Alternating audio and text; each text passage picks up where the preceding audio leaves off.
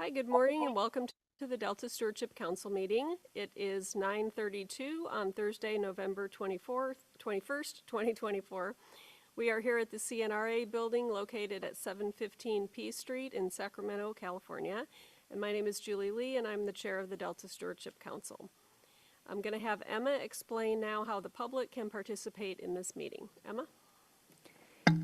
If any member of the public is interested in providing public comment on any agenda item during today's meeting, please send an email blue card to engage@deltacouncil.ca.gov as seen on the screen. Be sure to note your name and the agenda item that you wish to speak on. When called, the clerk will unmute you. Thanks, Emma. And in accordance with our Begley-Keene requirements, we'll now do a roll call vote, a roll call of in-person council members to establish a quorum. And Emma, can you lead us in the roll call? Councilmember Burgess. Here. Councilmember Damrell. Councilmember Weso. Councilmember Maranian. Chair Lee. Here. And then for our remote council members, could you please disclose if there are other individuals over the age of 18 with you and a brief description of their relationship to you. Additionally, please remain on camera for the duration of the meeting if possible. Emma, can you lead us in a roll call of the remote council members? Vice Chair Miller. Here, and there's no one else with me. Good morning. Good morning. Councilmember Zingali. Here, and no one else is. Thank you. All right, thank you. We have a quorum. At this time, we're going to move into a closed session to discuss a litigation matter per Government Code Section 11126E1 and E2C. We anticipate this will take about 30 minutes, and we intend to reconvene at 10 a.m. Thank you.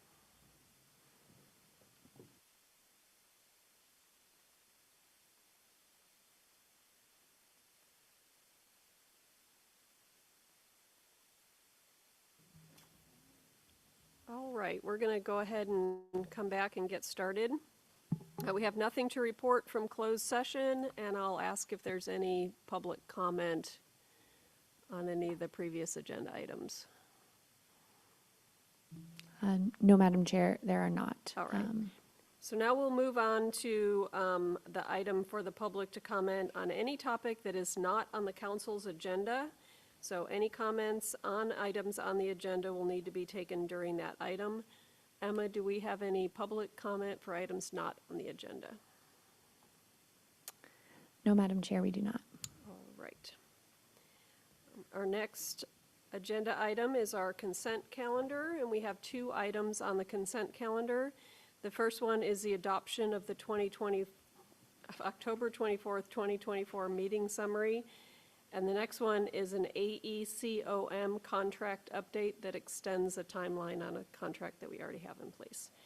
Members, is there any need for discussion on any of the items on the consent calendar? Move adoption. Second. All right, thank you. Before we vote, I'm going to take any public comments on the items on the consent calendar. Emma? We have no public comment, Madam Chair. All right, we have a motion from Member Hueso and a second from Member Maranian, and we will proceed with a roll call vote. Emma, can you lead us in that? Before I begin the roll call vote, I want to note that Councilmember Zingali is absent. Okay, thank you. Councilmember Burgess. Aye. Councilmember Damrell. Aye. Councilmember Weso. Aye. Councilmember Maranian. Aye. Vice Chair Miller. Right. Chair Lee. Aye. And Madam Chair, I'm just noting that Councilmember Zingali is back on, having some audio issues. So I wonder if we could just do a quick test. I apologize. Daniel, can you hear us okay? I think he can hear us. We can't hear him. Okay. He looks like he's dropped off one more time. He's still on. He just is, I think, trying to troubleshoot. Okay. But I think it's okay to move on, Madam Chair, if that works, and then while he's troubleshooting. Perfect. Thanks, Gail, for your help on that. All right. So our next agenda item is the chair's report, and I have a few activities that I'd like to mention that we worked on this month. October 28th was the 2024 DPIIC Autumn Gathering, and the theme was Levy, Challenges, and Opportunities. It was held in Clarksburg and had one of the highest levels of public attendance, and it was just a really wonderful day. I think we got a lot out of that meeting. Amanda's going to talk more about that shortly. Also attended the National Heritage Area Advisory Committee meeting in Oakley with Member Burgess. And virtually attended the Independent Science Board meeting on November 8th. And today after lunch, we were going to hear from new chair Inge Werner. And then November 13th, again back in the Delta for the DPIIC Restoration Subcommittee fall meeting, where we took a tour of 4 restoration projects that are in various stages of planning. So that was super exciting. I think Amanda's going to talk a little bit about that as well. So why don't we, do any of the members have anything that they want to add as anything that they did? Yes, Member Burgess. Yeah, I just want to say that the DPIIC meeting going over levies was really, really good. I think that too often we work in silos, and when we all can talk about, you know, our relationship to levies, it was, I just saw a lot of lights going off, and a lot of encouraging understanding, and that's really hopefully what DPIIC's all about.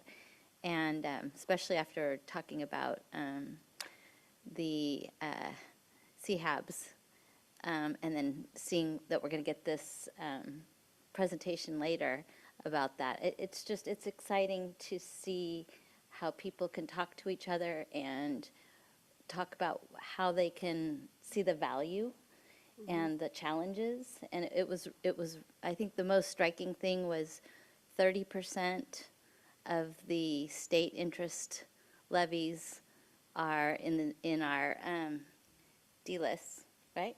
I'm using the right word, Delta Levy Investment Strategy, but 70% are private and they don't qualify necessarily. And so talking about subvention program was really highlighted there. So it was a great meeting, and I appreciate everybody's efforts. Yeah, it was great.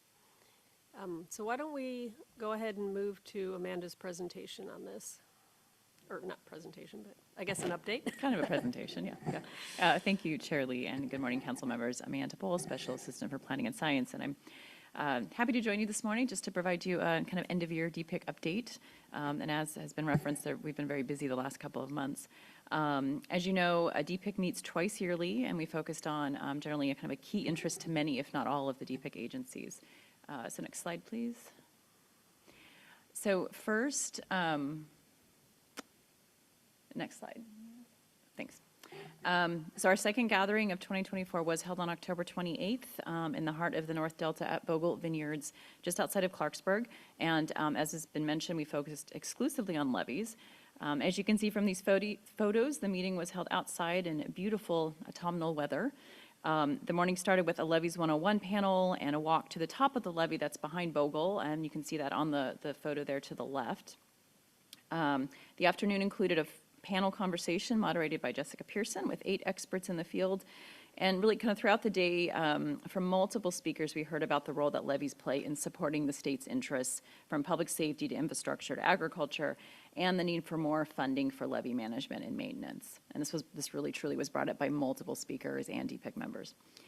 Speakers included representatives from local reclamation districts, DWR, U.S. Army Corps of Engineers, Metropolitan Water District, the Delta Independent Science Board, Central Valley Flood Protection Board, and local government. And so it was really great to have such a cross-section of agencies and organizations focused on levies in attendance and participating. And I think really also brought home just how many agencies are involved and how many need to be involved in order to kind of sustain our levee system.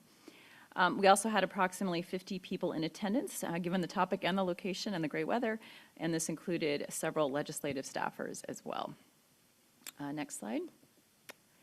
We did, even though we focused the DPIIC meeting on levies, we did announce the release of the fiscal year 2022-2023 Delta Crosscut Budget Report. The Delta Reform Act requires decision-making in the Delta to be based on best available science, and until recently, we really lacked a shared understanding of how we as a science and an ecological community were collectively investing in best available science as well as restoration, nor were we able to easily assess potential overlap and opportunities for efficiency. And so this report, which represents 5 years of agency collaboration, really allows us to better understand how and what we're funding in the Delta when it comes to scientific research and restoration. So this year's report, again, this is like at the fifth year that we have collected and then reported out this information.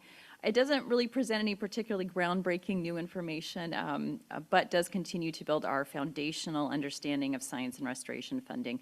And I encourage you to take a look at that. And again, as I've said, I really do want to stress how this is kind of builds our foundational understanding. With 5 years, we can't make too many generalizations, but as we collect this annually, we'll be able to begin to understand even more deeply kind of how we're spending our money on science and restoration. And I do want to thank the U.S.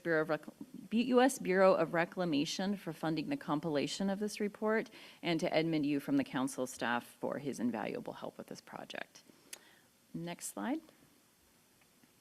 And then just last week, as was also referenced, the DPIIC Restoration Subcommittee met in Stockton and the South Delta. This is an area of the Delta that historically has had fewer ecosystem restoration projects compared to other Delta regions and lacks public access to recreation. Attendees visited Morelli Park in Stockton, the Van Buskirk Multi-Benefit Ecosystem Restoration Project, also in Stockton, and that's the photo there on the right. The San Joaquin Flood Control Agency's Lower San Joaquin Mitigation Site, which is in Lathrop in an area called Paradise Cut. And Zuckerman Farms on the Ringe Tract, which is that photo there on the left.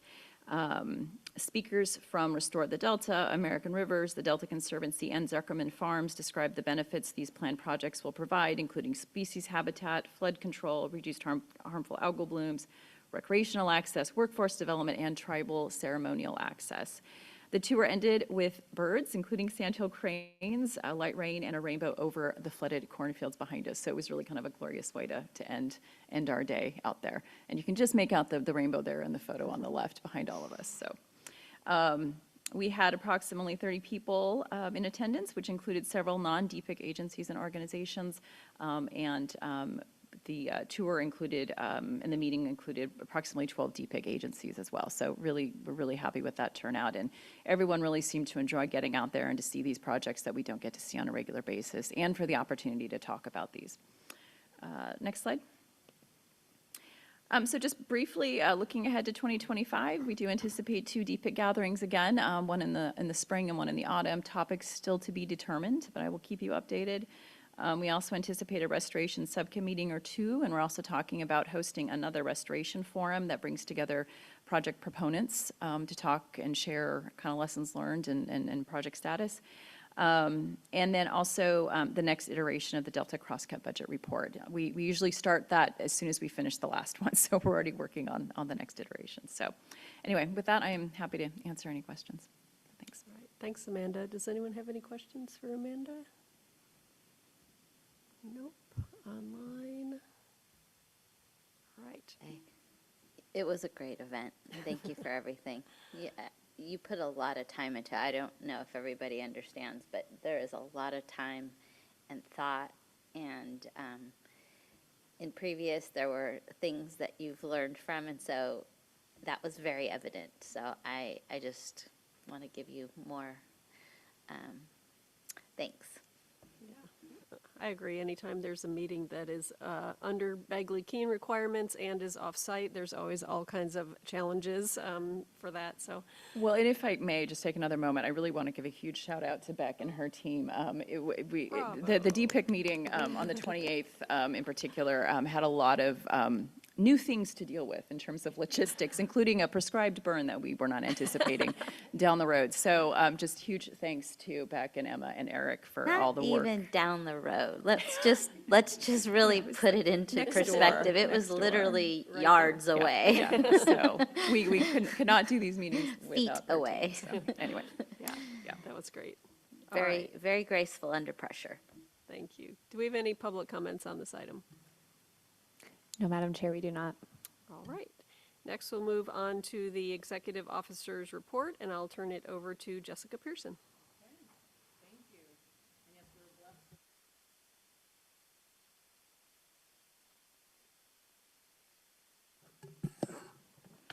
Okay, so we continue to have a very busy and productive fall at the council. Please note that given upcoming holidays, we're meeting a week earlier than we usually do, not just this month, but also in December. So that's going to be December 19th for our next council meeting. I hope you can all take time away from work to recharge and spend time with loved ones and enjoy the cooler weather. There have been no new covered actions filed since our last meeting. However, notably 4 appeals were filed prior to the November 7th deadline for the 2024 to 2026 Delta Conveyance Project proposed geotechnical activities. The hearing for these appeals will be held during our December 19th council meeting at 9:30 a.m. And information concerning the appeals are available on our website at coveredactions.deltacouncil.ca.gov. And members of the public who would like to view the hearing can do so via a link on our website that will be posted prior to the date. I am going to turn it over now to our Chief Counsel, Jorge Aguilar, for information on ex parte and anything I missed on this topic. Thank you, everybody. The council's regulations governing appeals and certification of consistency require that I remind the council of the ex parte communication restriction at this meeting.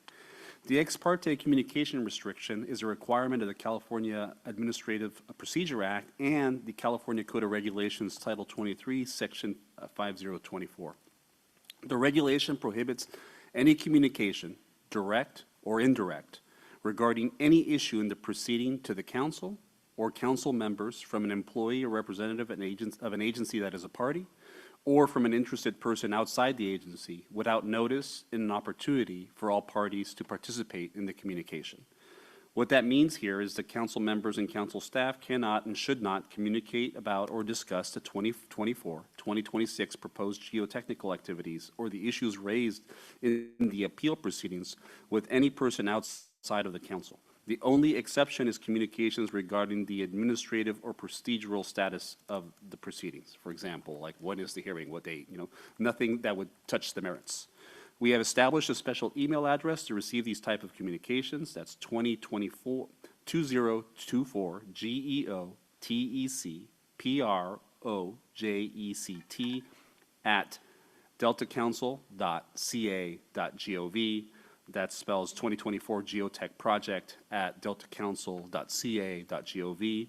I strongly recommend that if the 2024-2026 proposed geotechnical activities and/or the related appeals proceedings become a topic of conversation, please excuse yourself from that discussion or meeting immediately by explaining you are under ex parte communication prohibition and cannot discuss or hear any extra record information about the project.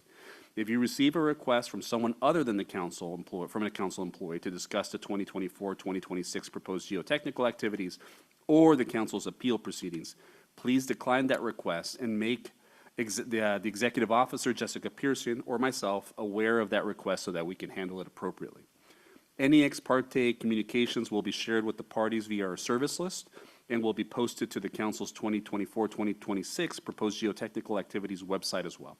I'm happy to answer any questions that the council may have at this time about the ex parte communication restriction.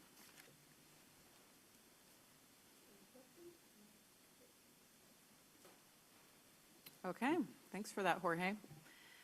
We sent 2 comment letters this month. The first letter was sent on October 24th to the State Wildlife Conservation Board, expressing support for a grant proposal to support the development of a regional conservation investment strategy for the Delta.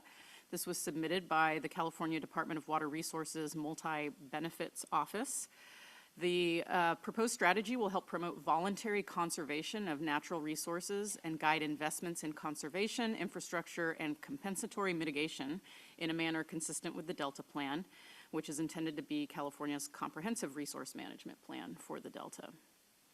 On November 6th, a letter was sent to the Iron House Sanitary District commenting on the notice of intent to adopt a mitigated negative declaration for a 190-acre giant garter snake mitigation bank project on Jersey Island in the southwest Delta. Our letter indicates that the proposed project appears to meet the definition of a covered action, and we invite the district to engage with council staff in early consultation. In personnel, I'm thrilled to announce that we've hired Jamari Robinson-Kuna to fill a brand new role at the Council of Justice, Equity, Diversity, and Inclusion Coordinator. Jamari comes to us with significant public sector experience as well as human resources work. He has a degree in psychology from Azusa Pacific. Most recently, Jamari served as a subject matter expert at CalHR, where he led a number of DEIA, and the A is for accessibility, initiatives that included the development of that department's Equity Action Plan, as well as provided strategic guidance to numerous state agencies in the equity space. So Jamari will be primarily focused on developing the council's Equity Action Plan, as well as assisting us in bringing an equity lens to the implementation of a number of council initiatives, including our tribal justice and environmental justice paper, our Delta Adapts implementation, our 5-year review recommendations, and more. I'd like to also welcome Audrey Cho, our newest executive fellow to the council. The Executive Fellowship Program is a 10-month experiential education program that uniquely integrates high-level government work experience with academic and professional development. We have been so fortunate to receive an Executive Fellow not just 4 years in a row, as they are always in high demand by state agencies, but by my count, we have now hosted 9 Executive Fellows since the agency began in 2010, which has got to be some sort of record for an agency our size. And Audrey, we are so excited to welcome. She has a degree in environmental policy analysis and planning from UC Davis, and she really enjoys working at the intersection of policy, justice, and science. She's going to be supporting Amanda, Brandon, and Morgan in their respective work in DPIIC, legislative analysis, and environmental justice. So welcome to Jamari and Audrey. We do have our outreach highlights report and active projects lists available in your packets, also online. The Bay Delta Science Conference and Delta Levies were topics that earned the most attention on our social media last month. We also received a lot of attention for the promotion of a new blog that we published during Flood Preparedness Week, which led up to our DPIIC meeting. So if you missed that, please check it out. And I'd like to point out that we saw a significant increase in website views from phones and tablets last month, which our staff attribute to perhaps the Bay Delta Science Conference and a lot of people trying to actively research on the council's website during that event. Now I'm going to take a break and hand it over to Brandon Chapin for a legislative update. Welcome, Brandon. Thanks, Jessica, and good morning, Chair Lee and council members. Just a short information sharing update today. If you can get the next slide. This was the day before last month's council meeting, so we didn't have a chance to share pictures, but I just wanted to share some pictures from our Delta tour with Assembly Water Parks and Wildlife Chair Diane Papin last month. It was a great day on the water, perfect weather, and really got to showcase the Central Delta and the North Delta throughout to Lisamarie Papin and her staff.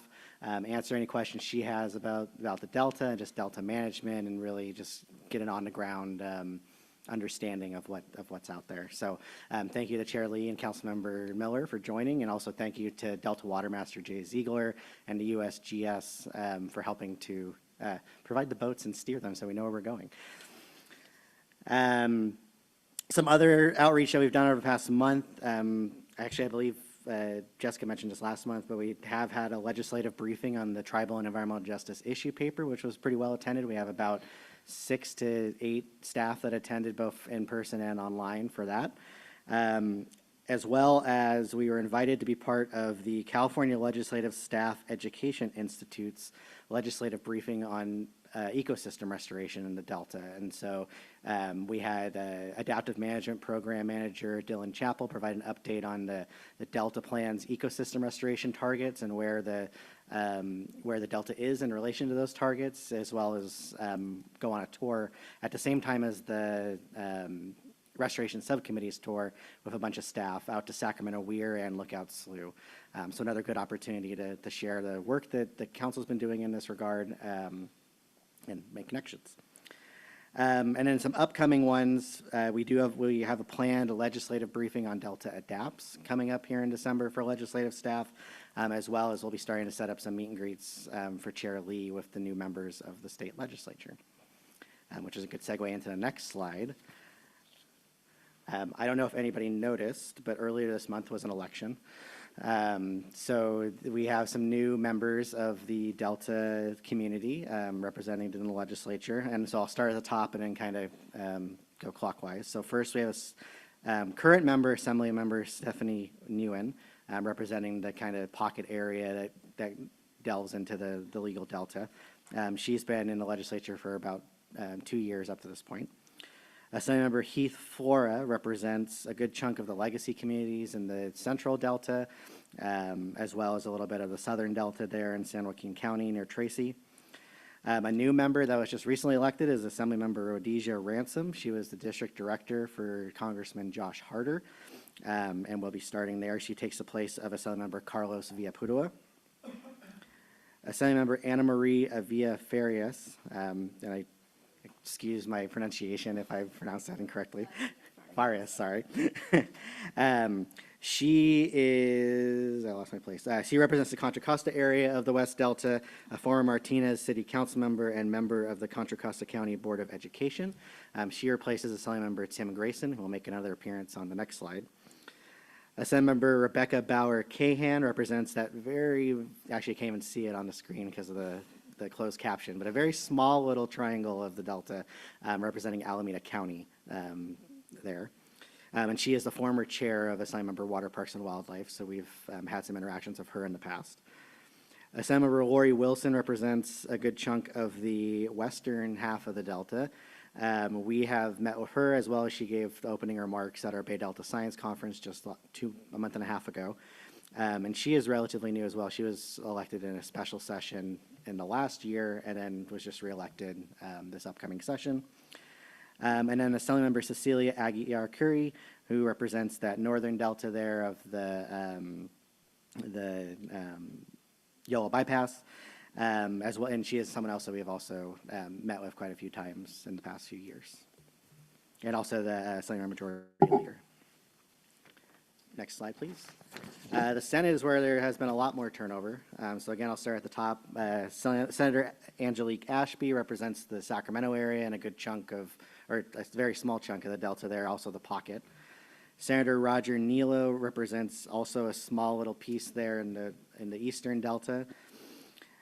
Senator Jerry McNerney is a new face in the Senate. He was just elected to replace Senator Susan Eggman. He's a former congressman of 10 plus years of the same area there in the Stockton-Tracy area, as well as a little bit of the East Bay. Senator Tim Grayson is former Assemblymember Tim Grayson, so he has moved from the Assembly to the Senate to represent a similar area in his Senate district there in the Contra Costa area. And then we have Senator Christopher Cabaldon, who some of you, that's a name that's familiar to some of you, former mayor of the city of West Sacramento, and he also a former member of the Delta Protection Commission, and he has taken the place of Senator Bill Dodd, a stalwart of the Delta caucus. So those are some new members, and as I mentioned, Chair Lee and I will be busy meeting with especially the new members to establish a relationship with them, as well as the current members to continue having a relationship with all the Delta caucus members going forward. I'll also mention that we are waiting to hear who the new chair of the Senate Natural Resources Committee will be. You may remember that was Senator Dave Min, and he recently just won a seat down in Southern California in Congress. So we will be seeing a new Senate Natural Resources Committee chair here soon. And then lastly, Proposition 4 passed statewide. As if you remember, there was some general levy and also Delta levy funding that was included in that. And so the council will be, it doesn't receive any direct money for that, but will be working with agencies to ensure that the Delta is given appropriate consideration for the appropriation of those funds. With that, I will open it up to any questions.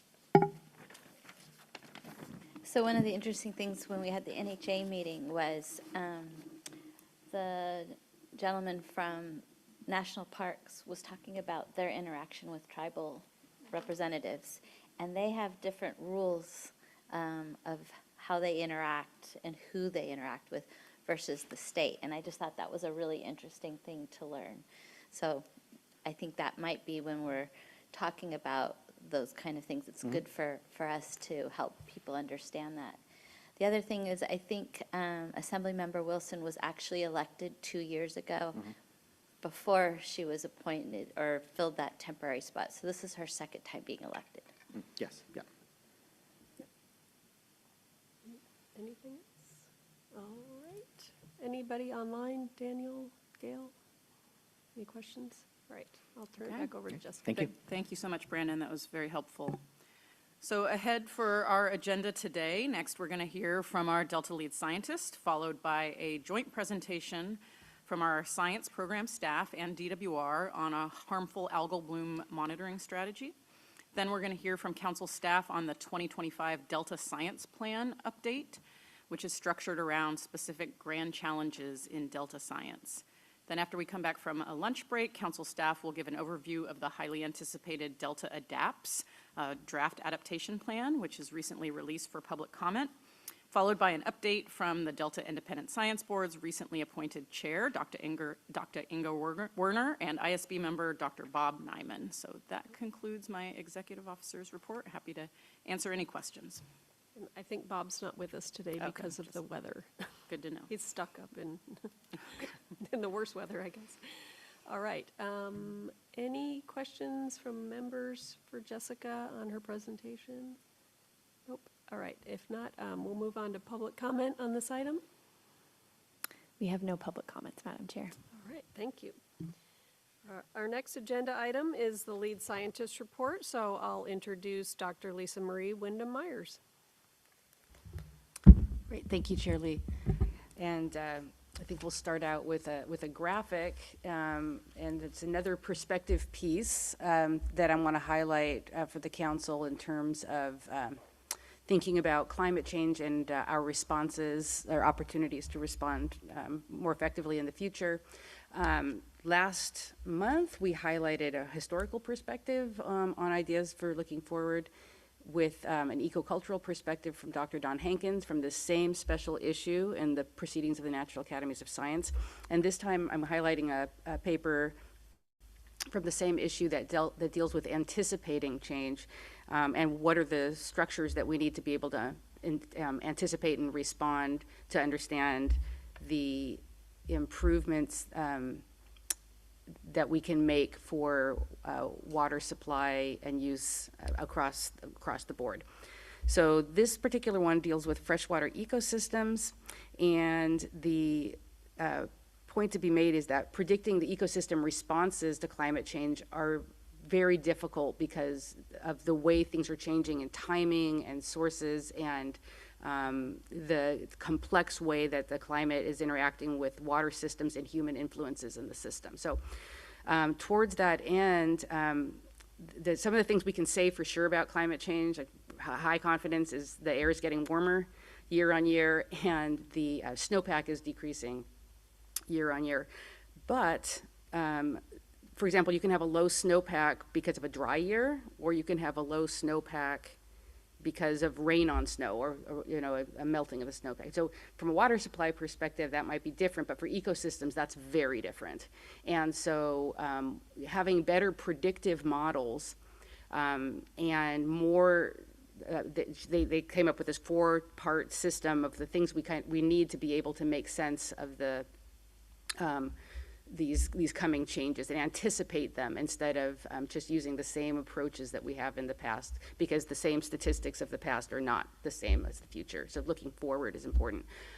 Just to put this in perspective, this graphic was put together by Jessica Weidenfeld, and just to give you a sense of our supply of water, about 10% is used consumptively by cities, 40% by agriculture, and the other 50% is in freshwater ecosystems and flowing through them. So it's a really important part of our water budget in the state is these ecosystems. So the ideas that they came up with and described well were these 4 parts were expanding the predictive modeling capabilities and process-based field studies. That's here on the left-hand side of the circle here, because we need to understand why things are happening so that we can make predictive models instead of just statistical correlations between patterns, because things are changing. They highlight, for example, the collaboratory approach that's being pursued by the Co-Equal project funded by the UC system, and use that as an example of building out this particular 4-part system. They also suggest, as you can see at the top, policies that support ecosystem resilience, so meadow restoration and other water retention pathways to increase base flows of water. The third one on the right-hand side is ecosystem stewardship through education, and so this isn't just schools, this is also public awareness, just so that people understand how important these ecosystems are for biodiversity as well as water supply, and a whole slew of other management goals, multiple benefits. And then finally at the bottom, there's the concept of formalizing long-term coordination that can continue these efforts through the many changes that are coming. And so right now, we have a lot of different efforts that are trying to pull together these coordinations, are trying to coordinate across efforts, but it's not a primary goal. It's a hope that we remain coordinated, but there's a lot of disconnect amongst the agencies that play roles in all parts of this: the education, the policy, and the field studies, and so on, and the monitoring. So these issues that were raised in this paper are not just unique to the academics and the proceedings of the National Academies of Science. This is, the Public Policy Institute of California has just released reports on, are we anticipating climate change? Are we prepared for it? They've released some adaptation pathways ideas for water management and climate smart approaches to freshwater ecosystems, which again are 50% of our water flows, and 50% of our native fish are at risk of extinction by the end of the century, so there's some important connects there. I also want to highlight that here at the council, we put out the State of the Bay Delta Science every few years, and this year, this is being led by Maggie Christman and Denise Colombano. The report, the special issue is on extreme events, and particularly in terms of responding to extreme events in the purview of a future changed climate.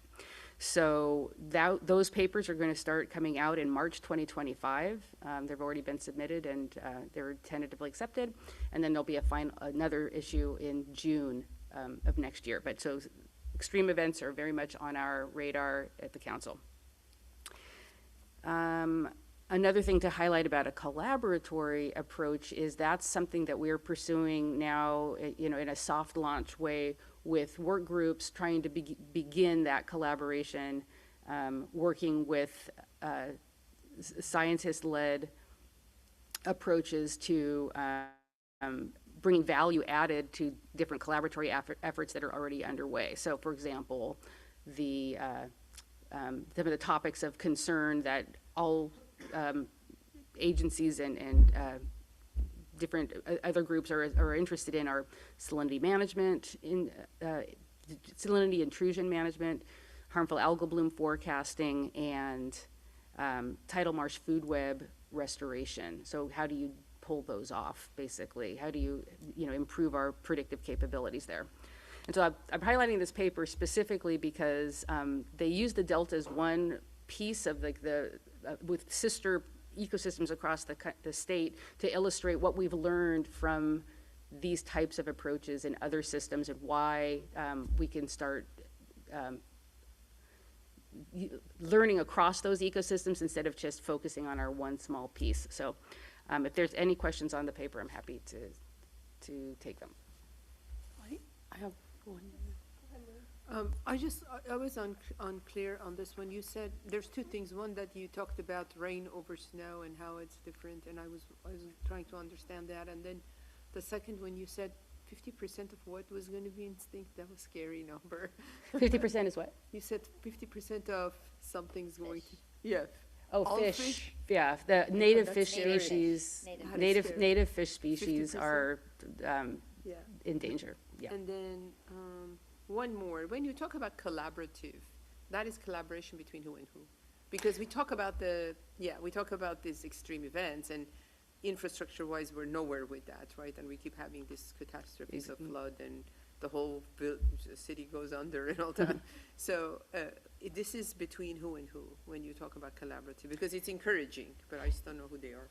Yeah, the idea of a collaboratory is that it's like collaborative laboratory. The idea is that you're having a broad swath of perspectives in the same room, looking at the same data, looking at different model scenarios, and having the data be co-produced so that people can say, well, I have this question, can we answer that with a model? What would happen if we did this restoration here as opposed to here, or we put a barrier here as opposed to here? These kinds of questions in a space that welcomes those kinds of questions instead of, longer term, very specific project. It's more of a scoping type setting, and it's something that's being pursued already, not in other parts of the country and the world, but it's something that is starting here with some work, that the UC system paid for. And then you said, thank you, that's good, you clarified it. And then when we talk about the changing trend, and you said something is different. Oh, it's just when you said about rain over snow. Yeah, I'm just using that as an example, is that when we say, oh, snowpack is decreasing, and that might affect our water supplies, particularly in the summer, our ability to, cool the water. But it's not just for native ecosystems, which the water's, constantly there and flowing through. It's a very, very different setting, whether you have a dry winter, and that's low snowpack, versus a previously wet winter, like we're going through right now with some warm rain coming in on top of our very thin snowpack. So in the end, we won't have a lot of snow, but we're also going to have a lot of flooding and a lot of flushing, movement of nutrients out now as opposed to later in the summer. So the timing of these ecosystems is, are they getting the water and the nutrients and let's say the sun and the contaminants and all of these things, are they moving through at different times? And then that leads to different responses in the ecosystem. We might not think about it from a human perspective, but the ecosystems are evolved for particular, they're actually fairly resilient. We have a very variable climate historically. It's just that things are changing, and humanly we've changed the flows. Yeah. And so which we talked about unpredictability. It's the unpredictability. Yeah. Besides unpredictability, besides the extreme events and everything, these are all other elements. Yeah. Yes, Okay, exactly. Thank you for asking. Sure. Member Burgess. It's funny, you said changes are coming, and I kind of feel like when I heard that, I was like, people have changes are coming fatigue, because there's so many changes going on, and I think within policy or even within science, it can be exhausting, because what you're talking about is that we have traditionally used models that helped us predict things, and because everything's changing, those predictive models are not necessarily helpful, and they're less reliable. And I think also the fact is that some of us are looking at just certain systems, but there's a whole other systems that interact that are impacted or impact what we're looking at as well. I look at, you were saying, well, we need to do all of this anticipatory analysis and strategies, and I imagine we would probably use AI in some of those things. But even with AI, it doesn't necessarily consider like the human kind of impacts that we're talking about, and the cultural and economic considerations and all those things. And so the anticipatory analysis is going to be interesting because, you know, what is it that you are considering that in all of that? And then when we talk about extreme events, that can be fires, floods, and pandemic all at the same time, which is different for anticipatory types of analysis. You don't know what you're dealing with. And so I appreciate this whole thing. And I think that what I've taken from it and what I've known is that there's a lot of people that are trying to take what they know and now they're talking to each other and they're trying to be better at anticipating and better at planning. But we still as humans have had impacts that we didn't anticipate, and so we're trying really hard to not do more harm in what we're trying to do. So I appreciate your Is there any way that we can get a snapshot of our progress to that's a proper word. I don't know whether it is or isn't, but the idea would be this is what the Delta looks like now because of our work, and this is what it would be like otherwise. Is that possible? Can you do that for us? Thank you, Judge. Can I do that for you? Me and what army? Well, from a scientist's perspective. Yeah, I see your point. From a predictive perspective, kind of like the way the Weather Service has gotten really good from these big Right. predictions I of understand this. that. We've gotten a little bit better for some of this because we understand more processes. But for the council, you have the performance measures reports, and then you have a 5-year update that I believe shares progress that's shown on these goals. And I think what you're asking for is something more specific or Yeah, something more definitive. synthetic. Yeah, I mean, the idea would be that if it's possible, I don't know whether we're asking the impossible here, but if there was a way to get some idea of what the Delta would be otherwise, can we do that? Yeah, I think that's a great question and should be done. It actually came up at a CSAMP meeting once of can we illustrate how our policies have improved things or not? And Right. and I think that's it can be done. I guess the scoping of that, the question exactly what you would use to validate it would be the question. Okay. But it's a good question. I'm wondering if we could take that up as a team in the science program. Thanks for the question. I don't know if I'm asking the right question, but I think that idea would be very, very helpful to us as we continue on in our search for a better Delta. I agree, Judge. In general. I agree. I think what you're saying, though, is the scope is how do we measure that? And what is it that we measure? What are those things that we... I'd leave that to the scientists. I mean, at least that perspective, from a scientific perspective, that would be my conclusion at this juncture. Yeah, if it's possible. It's certainly possible. I think it's a scope question, but I'll bring it up specifically with our Okay. program and see if we have a specific answer to that. I don't know if Jessica has an immediate response. Well, I think we did some scenario planning right as part of our Delta Adapts work. So that's specifically looking at, anticipated changes in right. part one of Delta Adapts.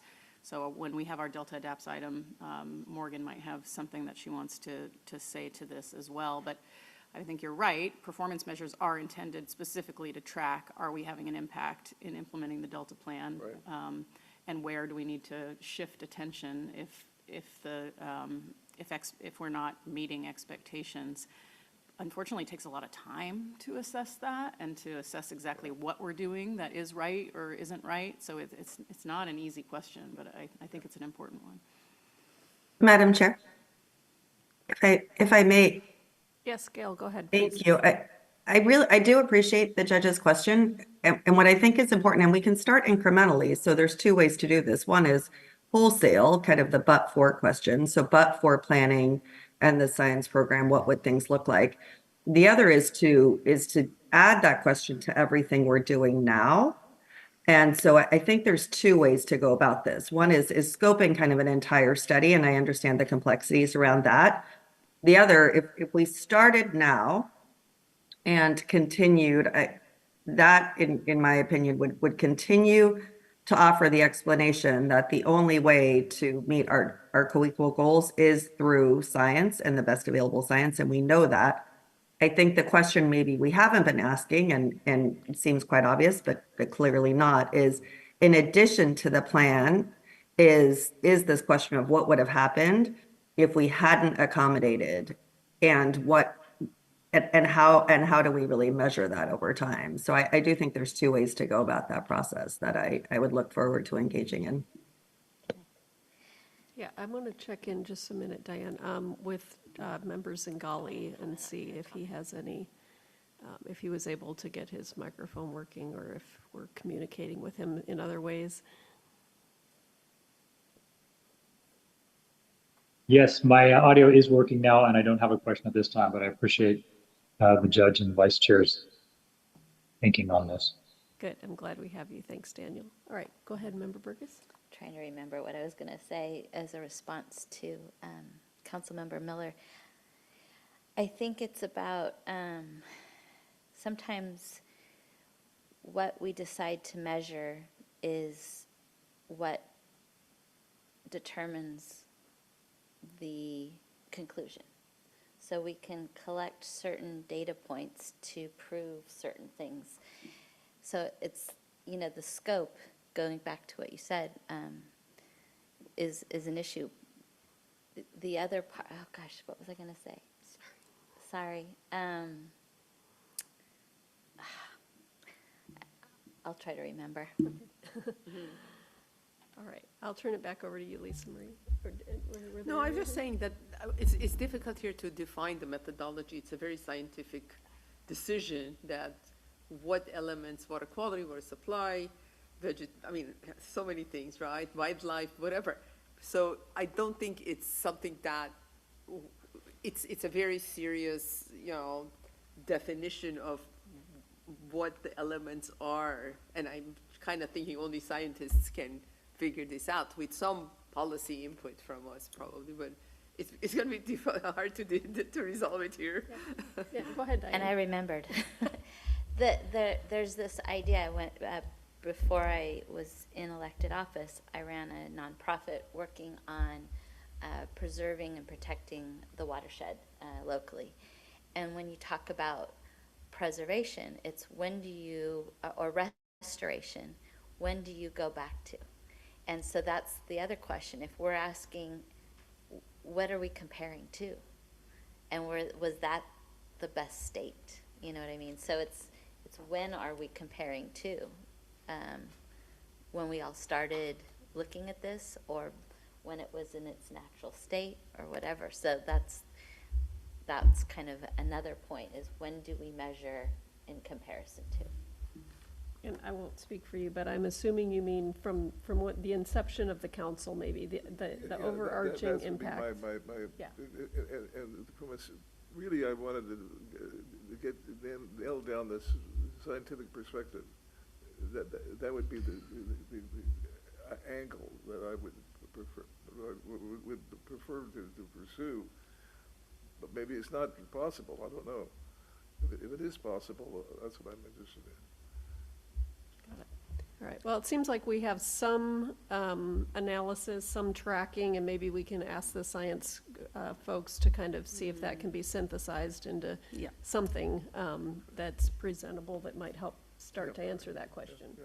Okay. Yeah, I think there's some wins and some losses to talk about, but yeah, I appreciate the question and the charge to take a look at that. Great, so let me highlight the fellows who now we're going to saddle with all this new work. We have some 2024 fellows that are finishing up right now. that have just been tremendous. This is through our state Sea Grant, or sorry, through our Sea Grant State Fellows program. And then we're going to be, this is a program we've had since 2013, and then we're going to start again up with a new cohort in 2025 in early part of the year. But for now, let me just highlight the 5 that are on the screen right now, which will be sad to see them go, but we also know how well they will do in next phase of their careers. The first one I want to highlight is Jessica Weidenfeld. Jessica has been helping with the lead science reports and the by the numbers every month. She's just been tremendous in terms of automating and expanding these. You'll see some of her work now today with a harmful algal bloom report included in by the numbers. She started last April, so I think we have her for a couple more months. Margot Matson, as you can see here, has been supporting a variety of projects, including mapping of Delta-wide restoration projects, as well as interweaving traditional knowledge. And she's a key player in the Delta ISB coordination and then scoping their contaminants review, which you'll hear more about from Dr. Werner. Alex and Dane will be leaving us in the January-February timeframe, which is going to be hard to see them go, but Alex has been a huge part of so many pieces that you're going to hear about later today in terms of the harmful algal blooms and then also the Delta Science Plan update. She's right now completing an independent project on multi-species management in the Delta, and I think that's going into review in December. Dane Wicker started something totally new. He created and produced a podcast called Delta Dispatch, and it has 2 episodes out. I highly encourage you taking, listening to them in the car or wherever you like to listen to podcasts. But harmful algal blooms and subsidence are the 2 topics. So, very important, nice discussions. And he brought in experts. They're fantastic resources, and it really pushes us forward in that area. The last one I want to highlight is Megan Wen, and Megan co-created and hosted the Delta Research Award seminar series, which was a well-received way of illustrating past research and its impact, and hearing from the scientists themselves in these short talks online. And the win for us with Megan is she is now a full-time employee of the Delta Science Program, and she works with Dylan Stern as an associated governmental program analyst. I work with her almost daily right now on funding awards and fellowships because we're in the midst of finishing those reviews. So we like when fellows become part of the Delta Science Program. 2 others that we've had that are currently working for us are Eva Bush and Tricia Lee, who you're going to hear from next in terms of the harmful algal bloom updates. And other highlights, I think, would be the new 5 opportunities, the new fellows coming in. We had a matching workshop, and we have some really wonderful fits. Starting in early 2025, we'll have Jason Huang in the Adaptive Management Unit and also working with the Independent Science Board. We'll have Hollis Jones in the Collaborative Science and Peer Review Unit. Iris Ronley Suarez Romero is going to be in the Climate Change and Environmental Justice Unit, which is in the Planning and Performance Division. Nicholas Rowlands is coming to us in the Science Communication Synthesis and Decision Support Unit. And Vivian Sue will be in the Research Funding Unit, where Megan Wen has departed. Okay, another staffing topic is the new social science extension position. We are excited to share that the applications are now being accepted until Monday, midnight. So time is of the essence to get those applications in. We all have been investing in social science initiatives for a while now, and this is one way that we implement the recommendations of the Social Science Task Force.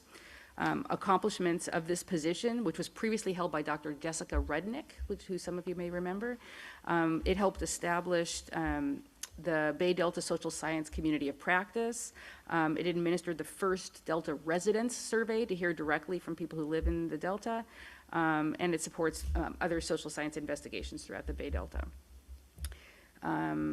The instructions for applying are within the written report, and they're due again on Monday by midnight. Also on your radar, another conference coming up. We've scoped now for May 9th, so it's a hold the date type of announcement. The agenda will be released in early 2025, but the symposium from the Delta Science Program and the Coastal Marine Science Institute at UC Davis will be focused on microplastics. So the symposium will explore the presence and ecotoxicity of plastics in the Bay Delta system. And it'll be a free and hybrid meeting in May of next year. And those are my only announcements. I can go now to by the numbers if you're ready for that. Okay. So let's just take a look right now at the screen. You'll see the reports. You can see we're still, for this water year, we're still lower in our rainfall than historically, both for the Northern Sierra and the Central Sierra. You can also see our reservoirs are close to full still.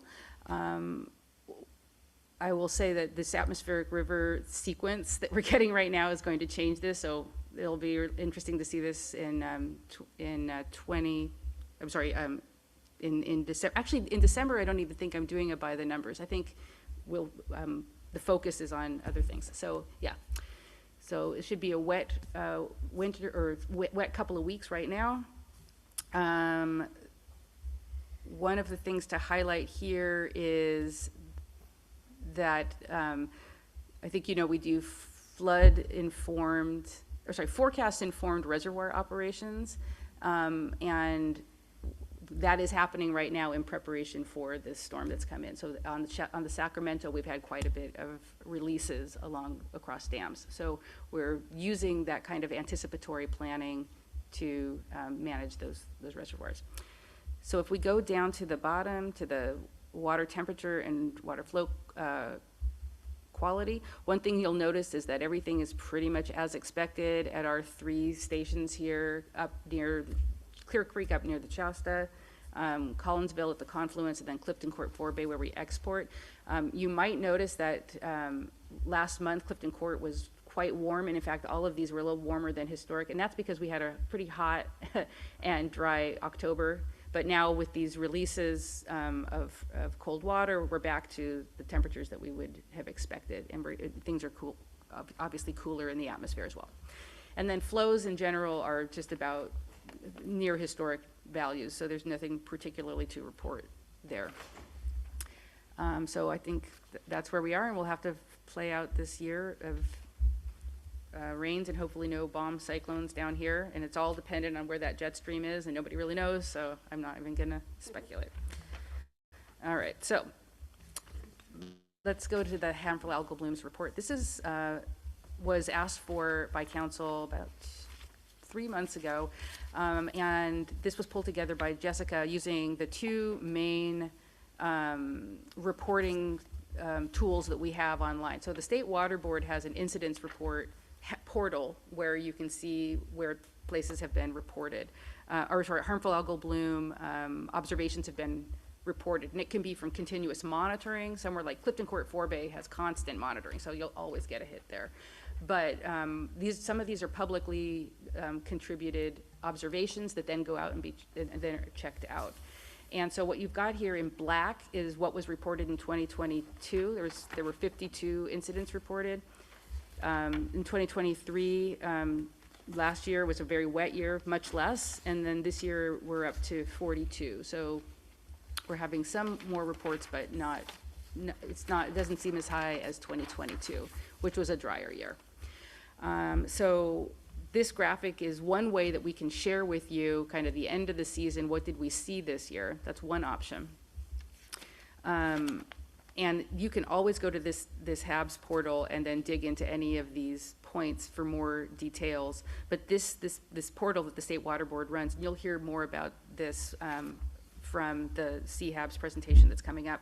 I'll just say that it's the way we do it currently, and it is useful. And if you dig into some of these reports, you can find more information about, impacts of the blooms and so on. But for now, this is just a snapshot of what it looks like in the Delta in terms of reports across the years. Some sites having lots of repeat hits, and some sites being novel in terms of between years.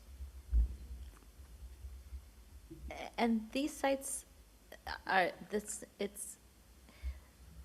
it's not exclusive of where it's where it's been tested and validated. That means that there's a lot more. It's just, this is where we found it and tested for it, correct?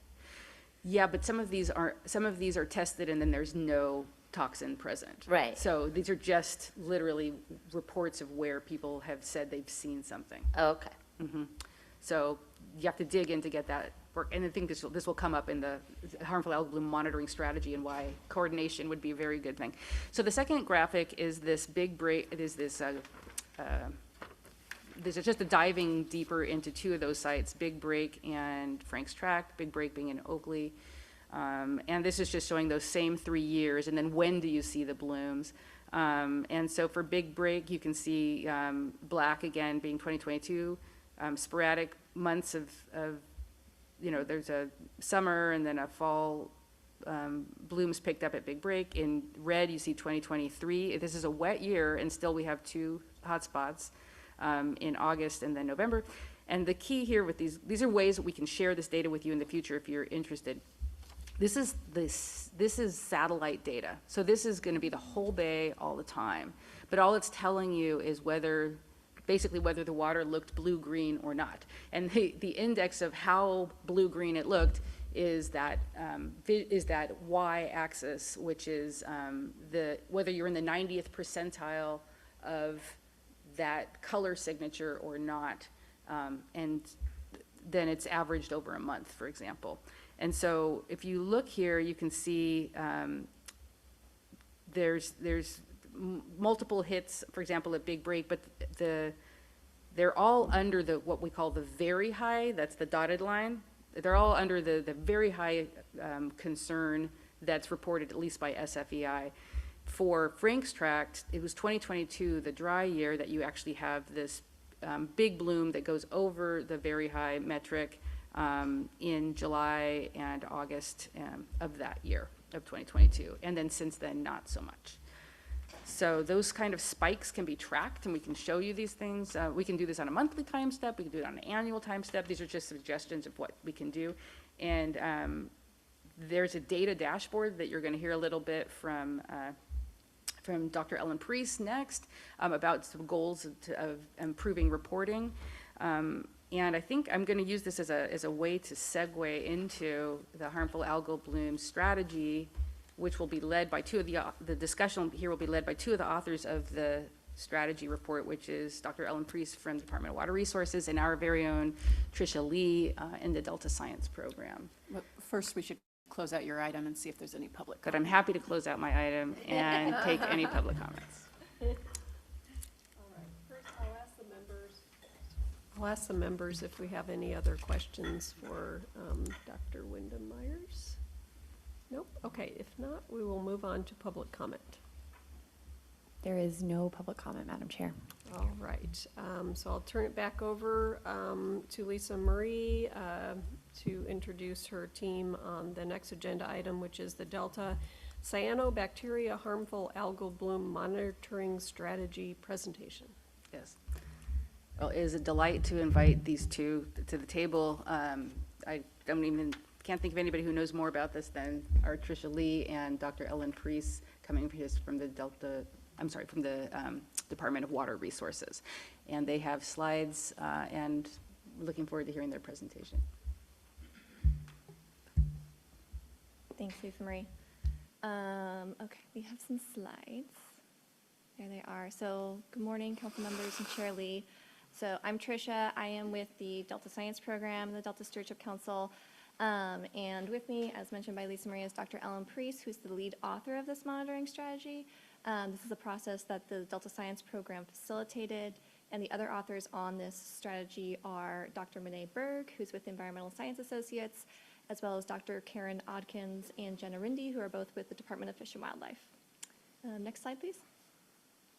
So I'm going to do a quick overview of some background on this topic. So harmful algal blooms, or HABs, you're going to see both of those terms in this presentation.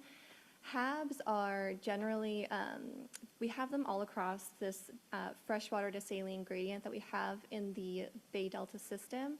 So, you know, in the marine system, we see them very commonly. You may remember in 2022, we had this rather large harmful algal bloom down in the brackish system. It was dominated by this Heterosigma Akashiwo, which is in the center here. So we have some harmful algal blooms that are dominated in the, by organisms that live in the brackish zone. And then up here in the delta, we most commonly have these cyanobacterial harmful algal blooms. So we also call those CHABs. And a major component of that is this microcystis, which is pictured all the way up in the freshwater zone here. So next slide. But mostly if you were those were, of course, microscopic visualizations, but if you were to go out to the field and look, this is what a freshwater harmful algal bloom would look like in the delta. So what has happened in the last 20 years is that we've been seeing an increasing prevalence of harmful algal blooms. And because of this, the Delta science community recognized that there was a really big lack of some kind of collaborative approach to monitoring for harmful algal blooms, and that we needed to improve the collaboration and communication on this effort. So in general, there are some major drivers of harmful algal blooms that we do understand well, but we lack detailed information about site-specific status and trends and drivers, which would help us to maybe better mitigate and monitor for these harmful algal blooms. And so a major impediment is that there's no dedicated funding or regulatory requirement to collect consistent data for harmful algal blooms. So this strategy was a way for us to really meet the needs of a lot of different interested parties, which is also required because we need the community to work together to implement this strategy, given that there's no consistent monitoring or funding behind this process. Okay, next slide, please. Okay, so just as a little bit of a background on harmful algal blooms, this is a conceptual model. This is in our HABs monitoring strategy. And it just shows some major variables and drivers of how these HABs are forming. So things like water flow and residence time of the water, how long it sits in one area, temperature. Those are some major drivers that are facilitating the development of these harmful algal blooms. And we have these different areas that have different kind of morphologies of the way that these HABs would visually look. So in A, there's these dead-end channels or marinas where the water is kind of slower, so you see these really dense blooms. In B, there are these flooded islands where the water movement is kind of in between, so you can see the photo of the intermediate. And then in the main channel where water might be moving more quickly or it's really deep, there is maybe this more sparse look where it's just kind of more flaky. So next slide. And so the Delta Science Program was approached by the Central Valley Regional Water Board and the Department of Fish and Wildlife to ask us to facilitate this process in line with our core functions to promote collaboration and communicate science. Next slide, please. And then I'm just going to go through the timeline on this and really the outreach and process that the council facilitated to make sure that this was something that the community was really interested and involved in. So this process took 3 years. We were first approached by the Central Valley Regional Water Board and Fish and Wildlife in late 2021 to ask us to put on this workshop that would then help us to create this strategy. So throughout 2022, a group of different agencies and community-based organizations, we worked together to be able to put on this workshop, this public workshop where any interested members of would be able to attend and really provide their thoughts on what should be included in this harmful algal blooms strategy. And I didn't include this on here, but it was really well attended. This was a hybrid event and we had over 180 participants. So it's something that's really of interest to a lot of folks. We also then took that information that we learned during this public workshop, and throughout 2023, the authorship team, we worked together and then had targeted outreach to other folks so that we were like making sure that throughout the whole process, we were really keeping the community involved and understanding what they needed from this. So that included targeted outreach with tribes, targeted outreach with the environmental justice experts group that the council had been convening, as well as agencies and community-based organizations that also do some monitoring for harmful algal blooms. And since that time, we released a draft of the strategy in earlier this year, and we allowed folks to comment on it. There was a 45-day comment period, and this was followed up by, after the comment period closed, we presented this to the Delta Plan Interagency Implementation Committee in April and received their endorsement and concept. And then we worked throughout the summer to incorporate the comments we had received on the strategy, and it was just released last month as a final version. So we're moving on to implementation next.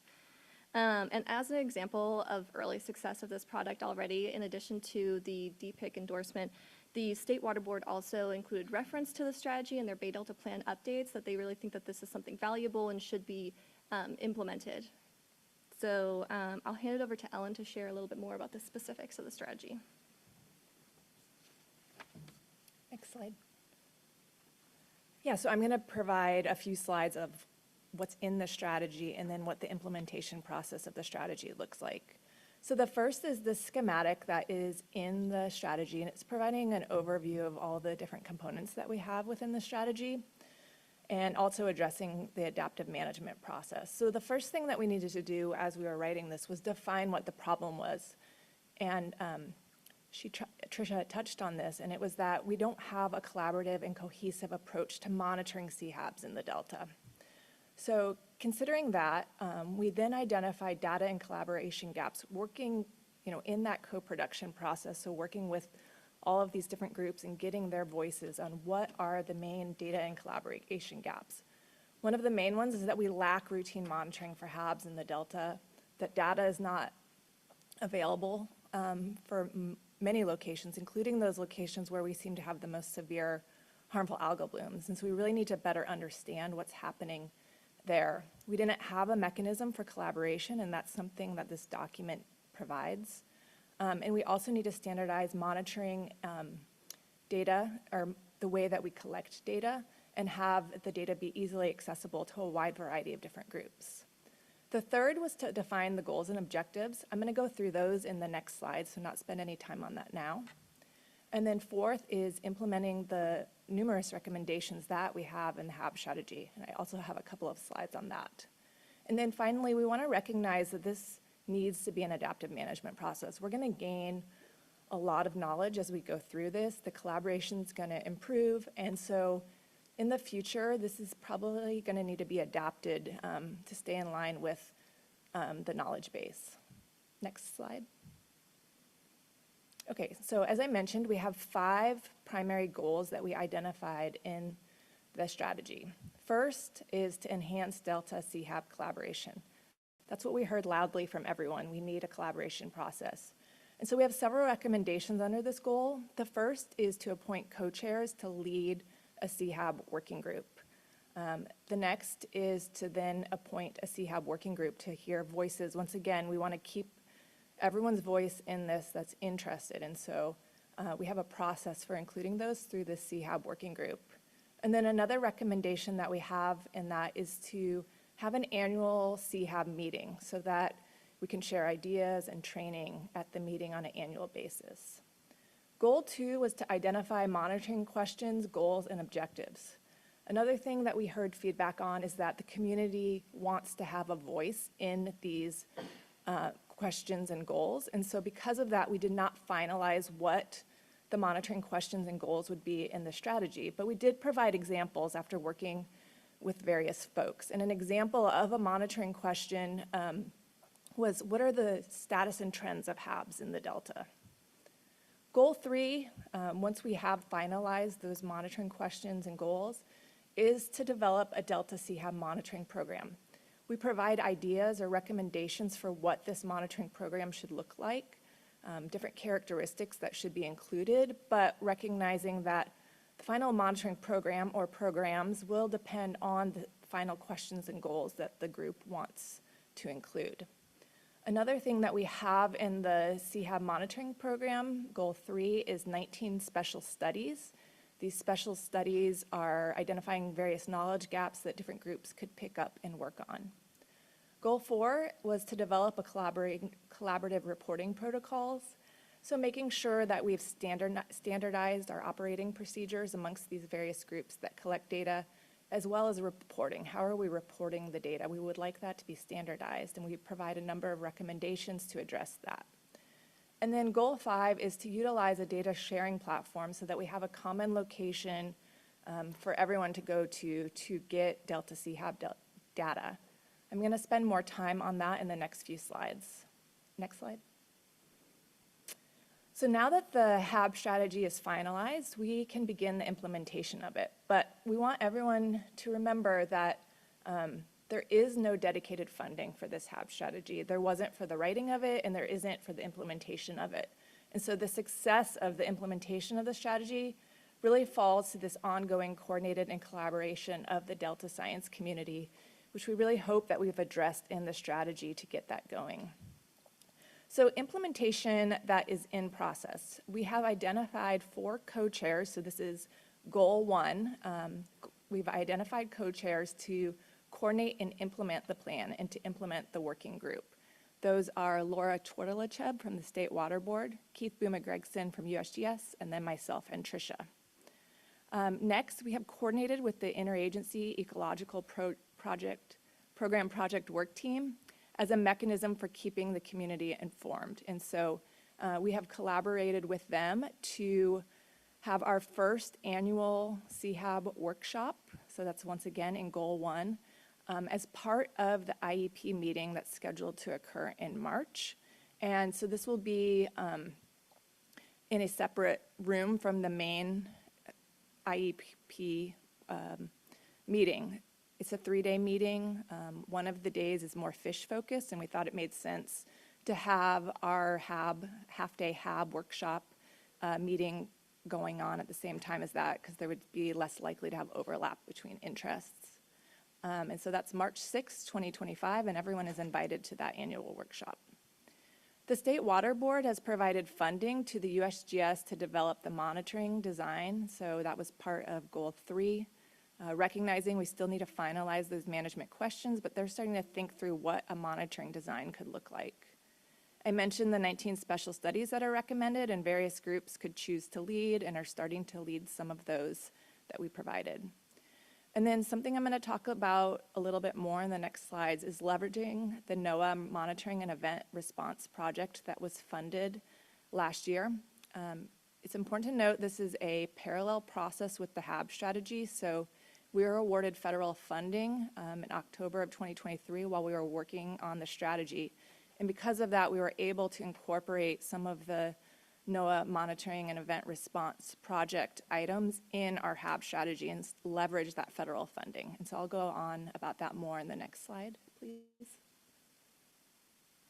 Okay, so the project that I was just referencing is called New Technologies and a Coordination Framework for an Integrated HAB Detection and Monitoring System across the San Francisco Estuary. We have 3 co-lead PIs on the project, Dave Sen from San Francisco Estuary Institute, Keith Boomer-Gregson from USGS, and myself. Other PIs on the project are Rafe Kudela from University of California, Santa Cruz, Ari Chelsky from San Francisco Estuary Institute, Tim Otten from Ben Genetics, Meredith Howard from the Central Valley Water Board, and Kevin Lundy from the San Francisco Bay Water Quality Control Board. We've also partnered with and have specific tasks in our project for San Francisco Baykeeper, Restore the Delta, Cal State Maritime Academy, and the California Department of Public Health. We were awarded in October 2023, and we have 5 years for this project, and we were awarded $3 million to implement it. So this project includes a variety of different kind of independent research projects to address HABs across the entire San Francisco Estuary. And some of these projects overlap with the 19 special studies, so we're starting to implement some of those recommended special studies from the HAB strategy. Then I also want to mention 2 other important parts of this project that we have leveraged for the Delta HAB strategy. The first is something called a data dashboard. So San Francisco Estuary Institute is leading this effort with this MRHAB funding, and we are developing an estuary-wide data dashboard so that we have this single location to link all of the different HAB resources that are out there into a single location. We'll also be building new visualizations and tools that researchers in the communities can use to monitor and learn about HABs across the entire estuary. Another thing that I want to mention is that we have a management transition advisory group that is funded through this project. This is bringing managers from across the estuary together to talk about how to use tools from this project in the future. So once the funding ends for this, how are we going to implement those into our different monitoring programs? And this includes managers from both state and federal agencies, as well as local advocacy groups such as Restore the Delta and San Francisco Baykeeper, so that everyone can have a voice in this. And we're actually having a meeting later today, our second meeting for this. Okay, so next slide, please. So my final slide here is what is the link between the Delta CHAB strategy and the MRHAB project? I've already identified those, but I want to summarize them here for you. We have that management transition advisory group that I mentioned. Our CHAB working group plans to work closely with that management transition advisory group, so we're all on the same page about these new tools and how we want to implement them across the estuary. And we have several of the same members on the MATAG that are also on the CHAB working group. So Laura Twartalacheb with State Water Board, she's on the MATAG, and then she's also the co-chair of the CHAB group that I mentioned from the HAB strategy. And then I also am participating in both of those groups as well.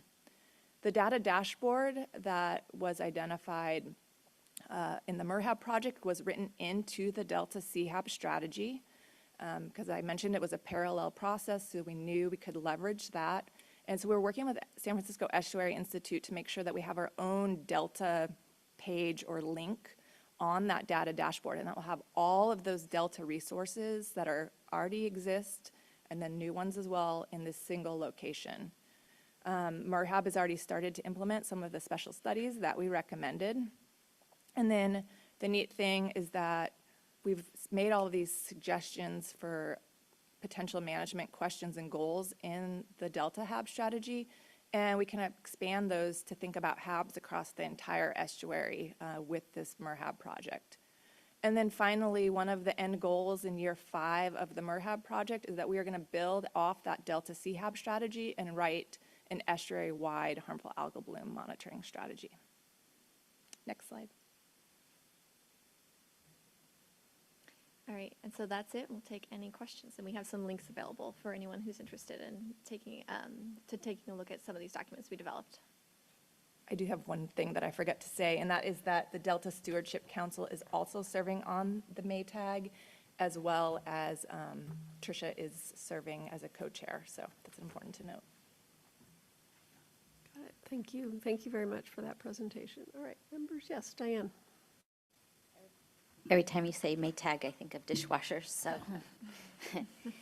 I have a couple questions, but I want to bring it down to the first point, that someone that may not be familiar with CHABs, harmful algae blooms, why is it harmful?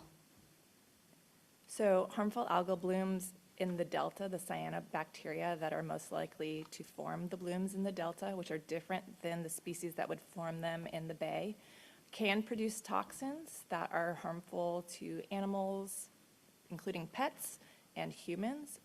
And then if you have a large enough bloom, it can deplete oxygen in the water, and that can be harmful to aquatic life. And it impacts farmers as far as being able to irrigate their crops? There is evidence that if they are irrigating their crops with waters that are toxic, that those toxins can accumulate in the crops. And for drinking water, as far as treatment goes, it creates a lot of challenges, correct? That's correct. Some plants are set up to address it while others are not. And it can impact wildlife and those kind of things.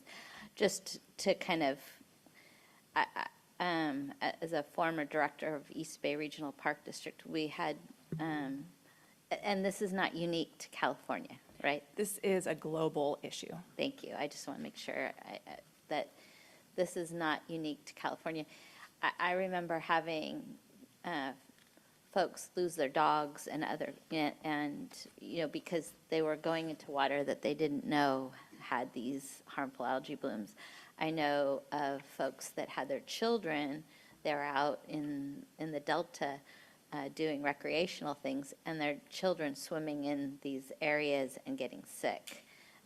There's also folks that are dependent on fishing in certain areas, and so that can impact their food supply.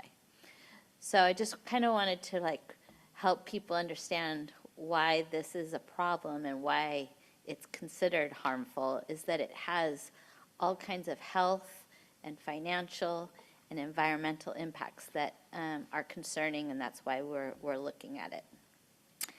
And this is, like you said, did you say in the last 20 years or last 10 years that we've become aware of this issue and it's become more of an issue? Is that correct? Yeah, so the cyanobacteria that are most problematic in the Delta were first detected in 1999. Okay. And so they are becoming more severe. And so when we're talking about measuring impacts of what we're doing in the Delta, these are things that we're still figuring out and learning how to measure. We're only at this point learning how to measure and maybe predict and maybe understand what's going on, but we haven't even really tackled treating it or preventing it or, all of those things. Am I correct? It's very complex to treat or mitigate blooms in an estuary system. So knowing that these are all harmful things and there's no funding that's leaning in on this, it's concerning, and it's great that we're all kind of getting together. The other part of this, because of that harmful thing, is the outreach component that you were talking about. And I'm interested in hearing about how the Interagency Ecological Program work team is working on that. I'd really like to understand how much they're leaning in on that outreach, and I appreciate that there's that effort. Yeah, so we've been assembling a group of interested individuals ever since we started this. And this is not just people who are agency scientists, which is kind of our normal approach to these project work teams. We have interested members of the public. We have community-based organizations and tribes who are all really interested in helping to work on this problem together. So the outreach with those groups is still going to be really core to the way that we facilitate these meetings going forward and facilitate discussions on how do we want to set up data monitoring for the next year, what do we want to learn from the implementation that we've done so far. So we're going to continue to center those conversations throughout the implementation.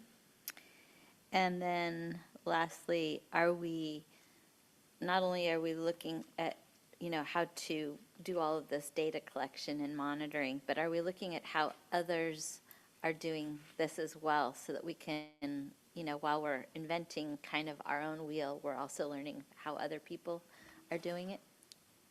Yes, definitely. So in the strategy, we didn't get into this, but in the strategy we go through, there's many different groups that have, globally have worked out solutions to try to address this. We do want to lean on all of these other programs that are already in place. We didn't mention yet that the State Water Board, the legislature passed this freshwater harmful algal bloom program quite a few years ago, I think 2016, 2015. And through that process, there is some work underway, but this is what we're doing now is much more centralized, much more localized. We definitely want to learn from all of these other processes that have already been developed and just take them to our more local system. And finally, going back to this term harmful, I think there's been even some indications that we don't even know all the harms that these do. And there was an indication, I think, Dr. Windham-Myers, you said a few months ago that there's even some ideas that there's some airborne health issues related to this for some vulnerable communities. So we don't even know what the harms completely are, correct? Yes, that's being explored more. We're not really sure, like Right, and how much right. toxin or how long you'd have to be around that to have it be a health risk, but And it I is don't, yeah, being I don't want to studied. be someone that goes and Yeah. says that, but I think what I'm trying to say is we don't know the full harms of these things, and that there's some theories that there's some other harms that could happen. Thank you. I'm really interested in seeing how this goes, and I'm very supportive of all the efforts you are doing. Thank you. I have a couple of questions, but I want to make sure nobody else has any. Okay. So I guess I'm a little bit confused about the NOAA Merhab project versus what you guys are doing. Can you just kind of like clarify that a little bit? Because I know we always say we think of the estuary as one estuary, and the jurisdiction that NOAA has is more focusing on the San Francisco side, and then you guys are trying to pick up where it's not covering it in the Delta.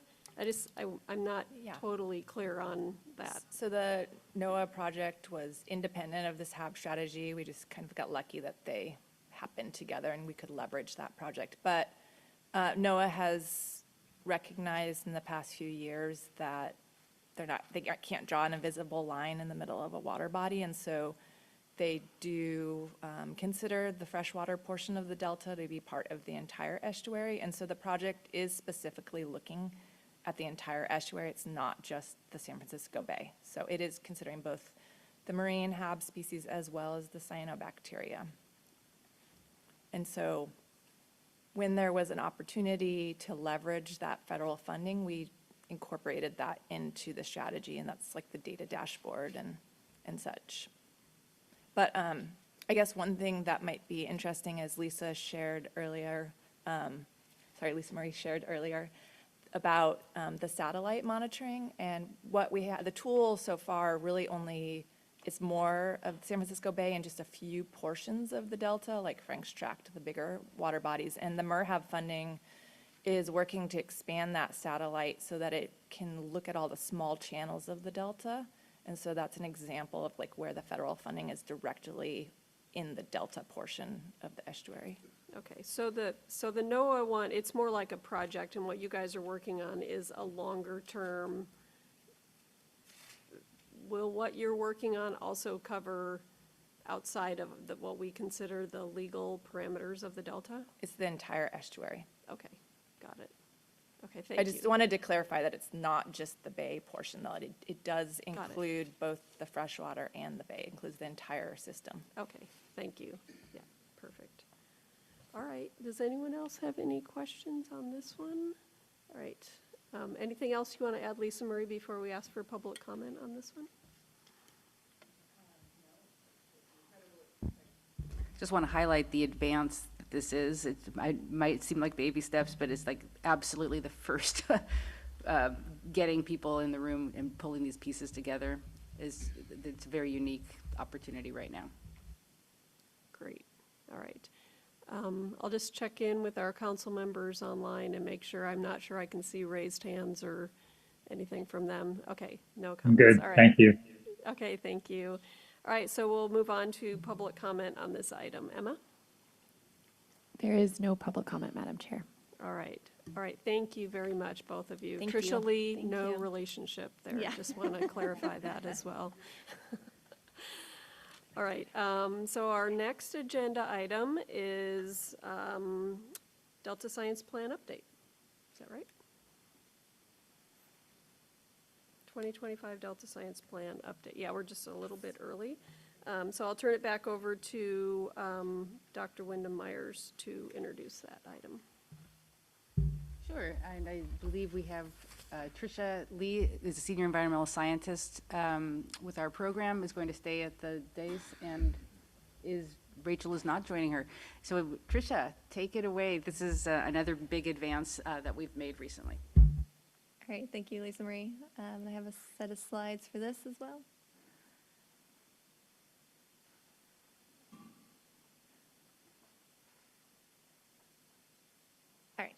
So good morning again. If you're just joining, I'm Tricia Lee. I'm a senior environmental scientist with the Delta Science Program, the Delta Stewardship Council. And thank you, council members, for taking this item this morning. Can we go to the next slide, please? So I want to kick off this with just a little bit of a framing for this item. So I'm going to be talking about the Delta Science Plan updates, but there's another document that I'm a member of the Collaborative Science and Peer Review unit, and this unit also authors this Science Action Agenda, which is a document that has another role in our agency, and so I wanted to just make a little bit of clarification between these two different documents. So the Science Action Agenda is a science agenda for the Sacramento-San Joaquin Delta, and what it does is it prioritizes and aligns science actions to inform management decisions. It identifies major gaps in knowledge, promotes collaborative science, and builds science infrastructure. And that document is updated roughly every 5 years and is really well used to guide funding calls both by the Delta Science Program and other agencies or other funding entities. And while the Science Action Agenda focuses on prioritizing and addressing management needs and critical science gaps, the Delta Science Plan, which we're going to talk about more in this presentation today, the Science Plan really provides this roadmap for how we do science in the Delta. And this is and so in 2019, we had the second version of the Delta Science Plan released, and it included 26 methods to address 6 collaboratively developed objectives. And for the next iteration, we're considering ways to make the Delta Science Plan more effective, relevant, and responsive to emerging challenges. So next slide. And just if you haven't seen this yet, the Delta Science Plan and the Science Action Agenda make up 2 parts of our 3-part Delta Science strategy, with the third part being the State of A Delta Science, which Dr. Windham-Myers brought up earlier. And so these 3 documents or these 3 approaches really just help us work together to come to doing better science in the Delta. Next slide. So as I mentioned, the Delta Science Plan is this framework for how we do science in the Delta. It's developed through an open, transparent, and inclusive process, and it's not just this science program product that's for the science program. It's really informed by and for the greater Delta science community. And this Delta Science Plan is directly called for in the Delta Plan itself. So the Delta Science Plan shares vision, principles, and approaches to better coordinate science and more effectively communicate the outcomes of science activities. So next slide. And we've really seen that the Delta Science Plan can be this mechanism to really drive innovative changes in the way that we do science.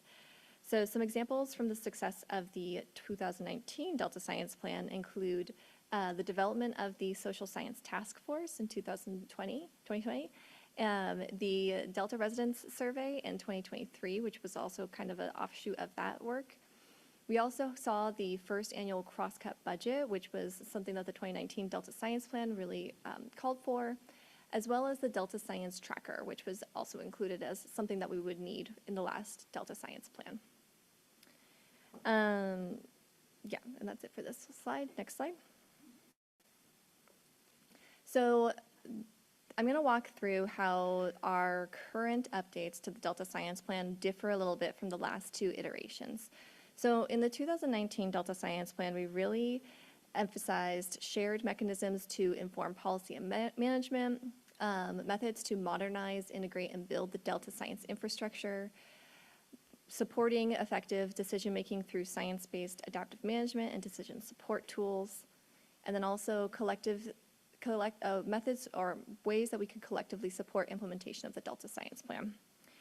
And during review of the 2019 Delta Science Plan, the Delta Independent Science Board provided a memo asking for the science plan to actually be bolder, more flexible, and more strategic. And so we really took that to heart as we began to develop the 2025 Delta Science Plan. So a couple of things that we're working on right now. We have been reviewing the progress of the 2019 Delta Science Plan, but we also started this process to review grand challenges to Delta science. And this is something that was really spearheaded by our former lead scientist, Dr. Laurel Larson, as well as our former Science Deputy Executive Officer, Dr. Louise Conrad. And this approach of making the Delta Science Plan oriented around grand challenges really helps us meet those asks by the Delta Independent Science Board to be bolder and more strategic in the way that we call to action some science plans. So looking forward to the next Delta Science Plan, that's what we're doing, is to strategically focus on overcoming grand challenges to Delta Science. Next slide. So the way that we created these grand challenges, we reviewed Delta-specific visionary literature. So looking at these kind of broader, comprehensive documents that looked at the major challenges that we face in Delta science. And through this literature review, we identified 125 candidate grand challenges. Then we went through and reviewed them against the criteria on the screen, which is defined by the National Research Council. So grand challenges must be compelling for intellectual and practical reasons and offer the potential for major breakthroughs in science or science governance. And they also must be feasible to address given current capabilities and assuming a significant infusion of resources. And so through that process, we whittled this down to 17 remaining challenges, and then we kind of grouped them and morphed them into what are our final 4 grand challenges. So next slide. And we released an essay in which these grand challenges are explained in much greater detail, but at a really high level, these are the 4 grand challenges that we are working to orient the next science plan around. The first is that scientists and managers must anticipate a world in which environmental conditions and regulations may be fundamentally different from those faced today. The second is that environmental change is outpacing the traditional pace of science. The third challenge is that flows of scientific information remain decentralized and poorly connected to communities and decision makers. And the fourth is that other ways of knowing, including traditional knowledge, remain siloed from decision making. Next slide. So we did define these through this literature review process, but we also really wanted to make sure that the Delta science community felt that these adequately reflected what they felt were grand challenges to the work that they do. And so we did a lot of outreach over the last year or so. We had a couple of targeted outreach meetings with the Independent Science Board themselves, as they were the ones that kind of made this call for the bolder approach. And then we wrote up these grand challenges into an essay, which was released for a comment period this summer. If you attended the Bay Delta Science Conference, we had this really great Jeopardy game in which you can see our hosts were Dr. Lisamarie Windham-Myers and our Executive Officer, Jessica Pearson, and other familiar faces as our contestants. We had Dr. Louise Conrad, former Science Deputy Executive Officer, Dr. John Calloway, who is a former Delta lead scientist, Darcy Austin, who's a former program manager for adaptive management, and Dr. Laurel Larson, who's our former lead scientist as well. And this was a really fun game. We did regular Delta trivia, but we also included a lot of facts about the Delta Science Plan nested in there, so people remembered what the science plan is, how they can get involved in this next iteration. And we had a lot of great and fun feedback from this. And then since the comment period, worked a lot to get those comments integrated into the final essay, and we just published the final Grand Challenges essay yesterday. So that is now available, and we are moving forward with those as our kind of framework for starting the next Delta Science Plan. All right, next slide. And so some ways that we are continuing to engage and develop the science plan. We have a public workshop coming up in February, and the goal of which is to identify strategies and tools to address grand challenges. So this is going to be breaking down these really broad concepts that I spoke about of these grand challenges and figuring out what we can do in a 5-year timeline to kind of try to make progress toward addressing these grand challenges. And then we do plan to, after we take that information, this is also something, as an aside, through the public comment period, I feel like people were really interested in providing these strategies and tools. So this is an opportunity to really have that conversation in a back and forth way with the community, because it seemed like there was just a really great interest in providing that kind of information to us. And then we're aiming to have the draft version of the plan available in fall 2025. Next slide. Okay, and so the next times we would like to bring this to the council, we'll be bringing this to the council in its draft form to talk a little bit more about what we are including in the science plan. And then also, after there's a comment period on that draft version, we will bring the final Delta Science Plan to the council as well. We're hoping that will be late 2025. And next slide. With that, I'll take any questions. Yes, May I? Maria. May I? I think the challenges, the way you identified, are very, very interesting and important. Do you expect that anything is going to, because of this, the changes in the modality of the elements that you would consider for inclusion in the plan? Are there thoughts now at a high level of how this would impact what you include or not in the data plan, the Delta plan, and how, we know how different it's going to be, but what would they be? Yeah, so I didn't bring an example specifically of this, but we get into this a little bit more in the essay that we do have. I love that someone brought up AI this morning already, because we were talking about that a little bit, that there are these emerging tools and we need to not be afraid of utilizing them, and how we can keep pace. That second grand challenge, how environmental change is outpacing our traditional pace of science, that is something that we still have tools to try to address. The Delta Independent Science Board just released their decision-making under deep uncertainty review, and I think that's an example of a really great tool that we can be using, that even though our traditional pace of science is publishing material, like doing a long study, publishing the data, and then we get the synthesized version, then we can go and maybe integrate it. That can take a long time. And maybe there are other approaches where we don't have the right data, or don't have all the data we could possibly need, but we need to make a decision. And we have tools that are emerging that we can use for that kind of, to keep up with that kind of need for decision-making, even under deep uncertainty. And these are new tools, like you didn't have them before. Well, yeah, they exist, but we don't have them fully integrated into the way that we do science in the Delta. And I think this is an area where we can really try to expand, work as a community to expand and start to incorporate a lot more of these more novel tools.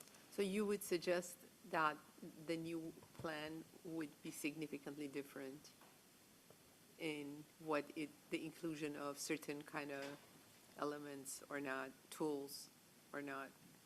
Yeah, so the way the science plan is set up is that it's at this level where it does call for these new approaches to science and the way that we do decision making. And so I can't say for sure exactly what's going to be in it, but I do think that, there's an appetite in the community, and there's a definite need for us to be able to move toward this. And this is just a way for us to be able to incorporate a lot of those, novel tools and lessons learned to be able to more effectively manage the Delta. Thank you. Yes, Diane. It's funny, when I read the grand challenges, I was kind of like, yeah, yes, exactly. There seems to be kind of a theme going through this meeting, where there's a lot of change and we're learning how to adapt to it. And I think the last part or the third one, flows of scientific information remains decentralized and poorly connected to communities and decision makers. I think, science can give us a lot of information, but when we're trying to create policy, or we're trying to really understand a problem and come up with a solution, there has to be trust. And so by giving people access to science so that they can verify or bring new information into the discussion, I think it's really important. So, and then the understanding of traditional knowledge, that's a new thing, because it's not going to be an apples to apples comparison. It's going to be this and this, and how do we have an open mind to understanding that this is applicable, this is something that we need to consider. And so I think all of these things contribute to the goal of everybody coming together and trusting the information that everybody's bringing together. So well done. Thank you. Thank you. All right, anyone else? Any other comments? No? Okay, Lisamarie, anything before we ask for public comment? Back to you on this one.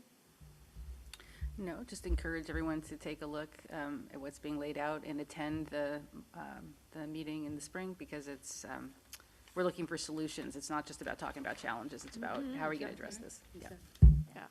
Yeah, I especially like how you framed number 2, the environmental change is outpacing traditional pace of science. And kind of you're making a nuanced distinction between climate change and environmental change. And I think that will be something that we really want to understand better going forward. Yeah, okay. And do we have any public comment on this item? No, Madam Chair, we do not. All right.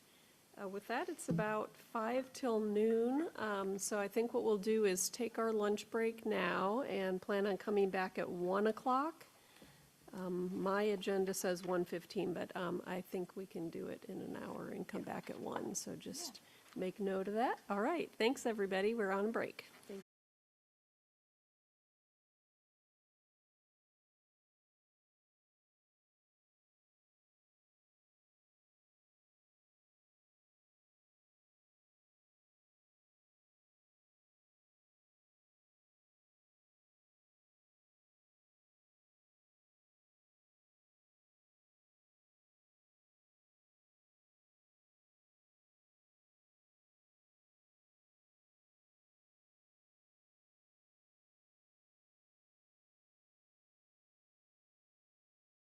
to better understand specific climate risks faced by the Delta and to propose strategies to prepare accordingly. We're excited to note that the public review draft of the Draft Adaptation Plan was published earlier this week on Monday, November 18th, for a 60-day public comment period and a 90-day tribal consultation period. This is the first climate adaptation plan for the region, the Delta region, that cuts across multiple topics and multiple sectors. The draft shows how far we've come throughout the project's process, how much we've learned, and sets up a framework for making much needed adaptation actions happen in the region. It's the result of many years of conversations across a diverse group of interests and expertise. The work recognizes a lot of great progress has been made already in protecting the Delta, but we need to act fast to amplify work, to be innovative, and to prioritize adaptation to keep up with anticipated impacts. The work is being led by the Council, which was created to help safeguard Delta assets, and climate adaptation is a critical consideration to achieving our agency's mission. We've identified needs, partnerships, and leaders in this plan. As much of the plan will be accomplished by others, the Council's role is really to coordinate and to lead. The implementation is shared with other partners. Next slide. Thank you. Phase 1 of Delta Adapts, which began in 2018, began with a vulnerability assessment in which we identified assets and systems most at risk from climate change. This speaks in part, actually, back one slide, please. This speaks in part to some of the discussions earlier this morning about scenarios and future outcomes in the Delta versus the existing conditions. Based on our work, we found the following.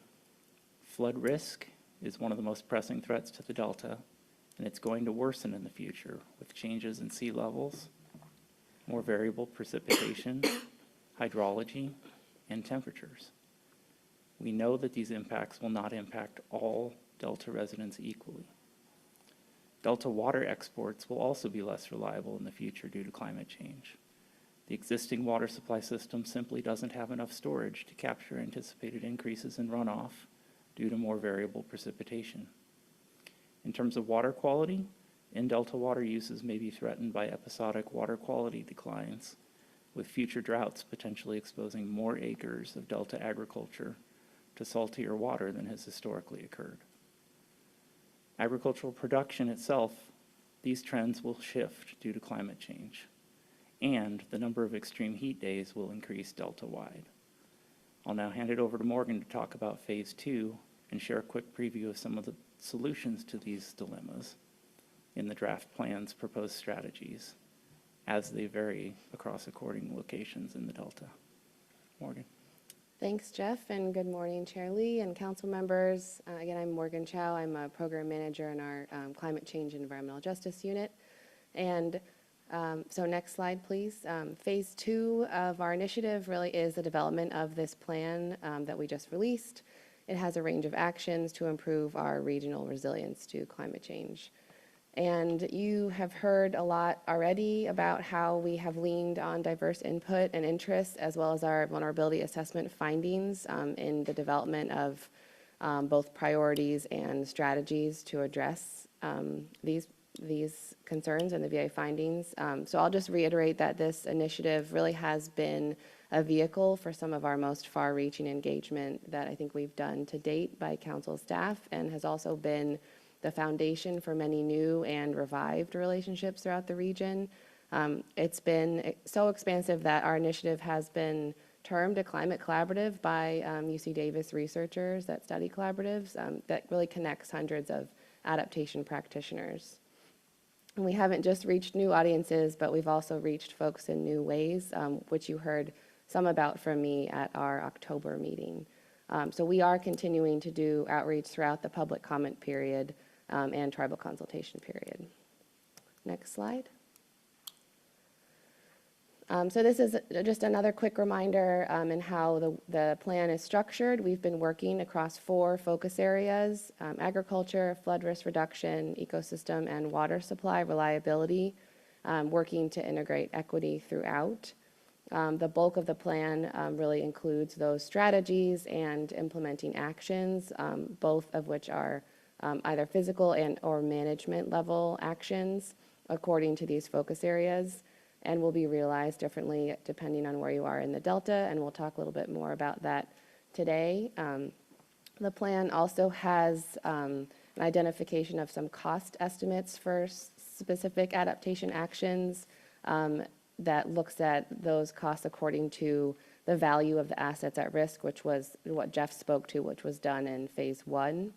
And then we also note where different components are called out in the Delta plan already, as well as other state, regional, and resource-specific plans. And then we also have a lot of case studies that really highlight projects and approaches that are in line with our proposed strategies and what we want to see more of throughout the region moving forward. Next slide. So you've seen this before. This is just like big picture on how equity shows up in our strategies. Our tribal and environmental justice work has really informed the equity components of Delta Adapt significantly. And the proposed adaptation actions really address most of all of the distributive justice issues that we cover in that paper. Related to flood risk, water supply, water quality, water affordability, pollution, burden, recreation and outdoor access, food security, housing, and others. And our strategies in this plan really call out the need for representation in project decisions and planning, the need to invest in areas that have the highest social vulnerability to climate impacts, and then the need to communicate this vulnerability and risk in new and more effective ways to the communities that are vulnerable. Next slide.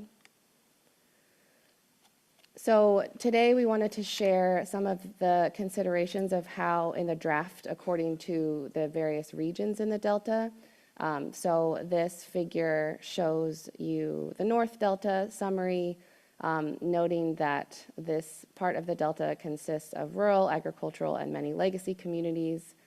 I'll just touch on a few highlights. Water quality here is a concern. There's a lot of high levels of organic carbon and pollutants, which can be exacerbated by low flows. Particular important strategies here are around water storage, infrastructure, reservoir operations, and water quality. The North Delta has lower flood risk than the rest of the Delta, but it doesn't mean that it isn't vulnerable. So strategies that are relevant here around flood risk reduction are around consideration for real-time sensors and early warning systems. In terms of agriculture, the North Delta is very well suited for integrated farming systems, as it is relatively isolated from certain extreme weather events. So strategies that are important here are around climate-smart agriculture. And then lastly, the North Delta ecosystem has more water and pasture than some of the surrounding areas, which is an attraction for birds, and it also has higher ecological adaptation potential for both intertidal and upland migration space. So strategies relevant here are around trying to prioritize multi-benefit project options and considering impacts to agriculture. Next slide. So moving to the Central Delta, the largest region in the Delta and home to many legacy communities, some of which have high social vulnerability. Flood risk is high here due to land subsidence. Levees here have the highest risk of overtopping and failure without regular maintenance, and also the highest cost to improve. So strategies around drainage systems, active pumps, floodgates can help reduce risk, as well as subsidence, halting, and reversal strategies. Like anywhere, water supply strategies in the Central Delta must be integrated with flood risk reduction strategies, as flooding can impact water quality and supply. Agriculture here is rich in the Central Delta, but subsidence poses challenges, and we know that exposed peat contributes to greenhouse gas emissions.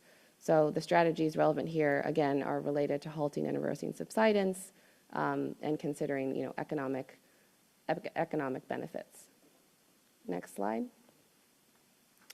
On to the South Delta. This hosts the pumping plants for the State Water Project and the Central Valley Water Project, and is critical to maintaining water supply across the state. This region bears the brunt of flood risk in the Delta, and there is the added impact of reduced channel capacity due to sedimentation and aquatic invasive plants.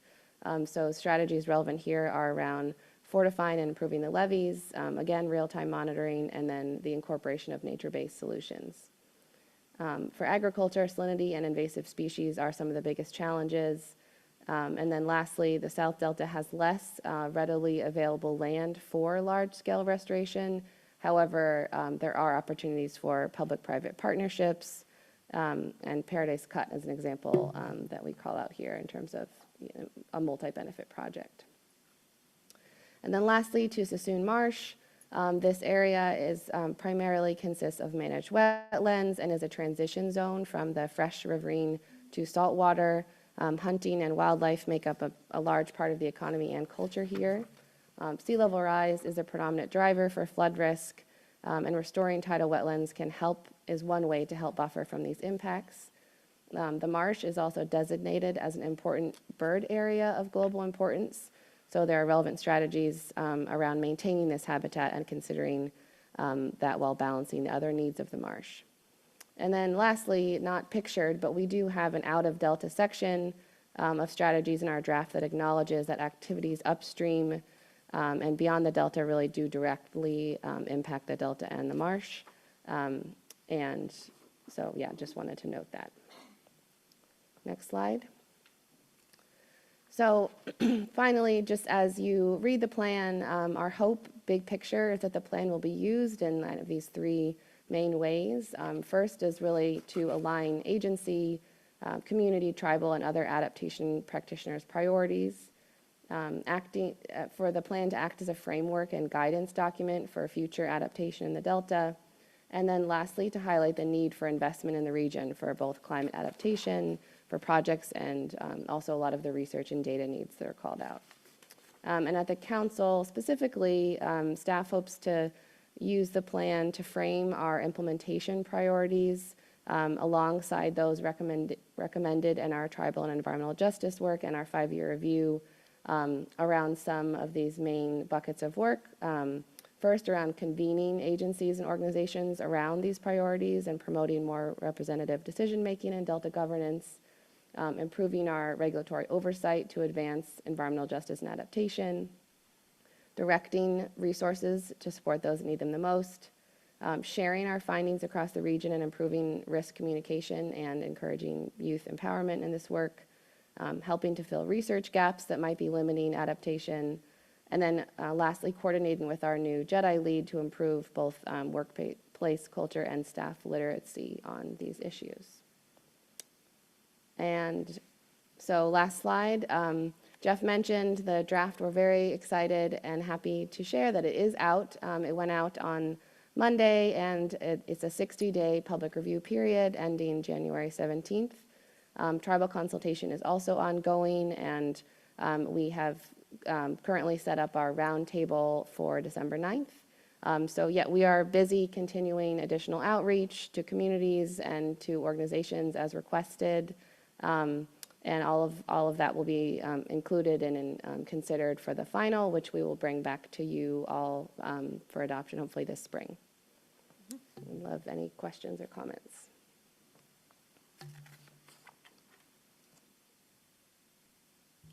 Yes, Member Zingali. Thank you.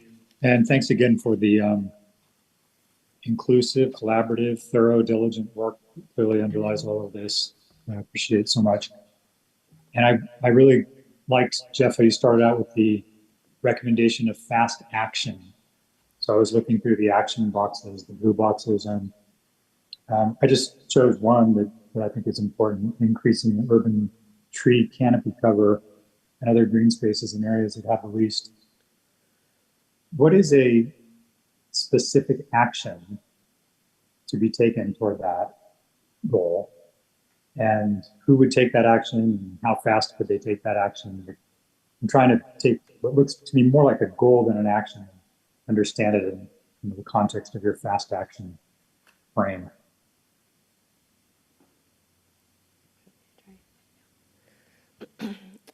Yeah, that's, thank you for bringing that up. I think one thing to distinguish like this, the actions in this plan versus the tribal and environmental justice paper that you saw and likely read recently, is the recommendations in that paper are really focused on like council specific recommendations and where we have like authority and resources to act and lead. And then this adaptation plan, there are pieces that we plan to have like an active and leadership role in, but there are also pieces that we have sort of more of a coordinating and supporting and highlighting role. And I think that the tree canopy in urban spaces is sort of exactly that. Like that is an action that I think we actually pulled directly from some of the strategies in the statewide adaptation strategy. And I think that, I don't remember exactly if that is where we have like CNRA leading that, but that's sort of, I guess, the statewide framework, but also,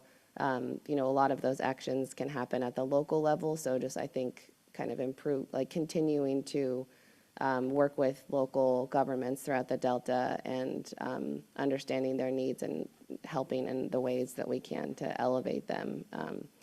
I guess that's a way of saying that I don't think we have like a direct role in tree planting, but there are a lot of different ways that we can help amplify that need in the communities that we work with. Could you guys, I sort of chose that one at random.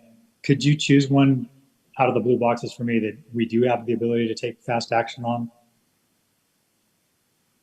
In that first category you mentioned of areas where the council can act quickly.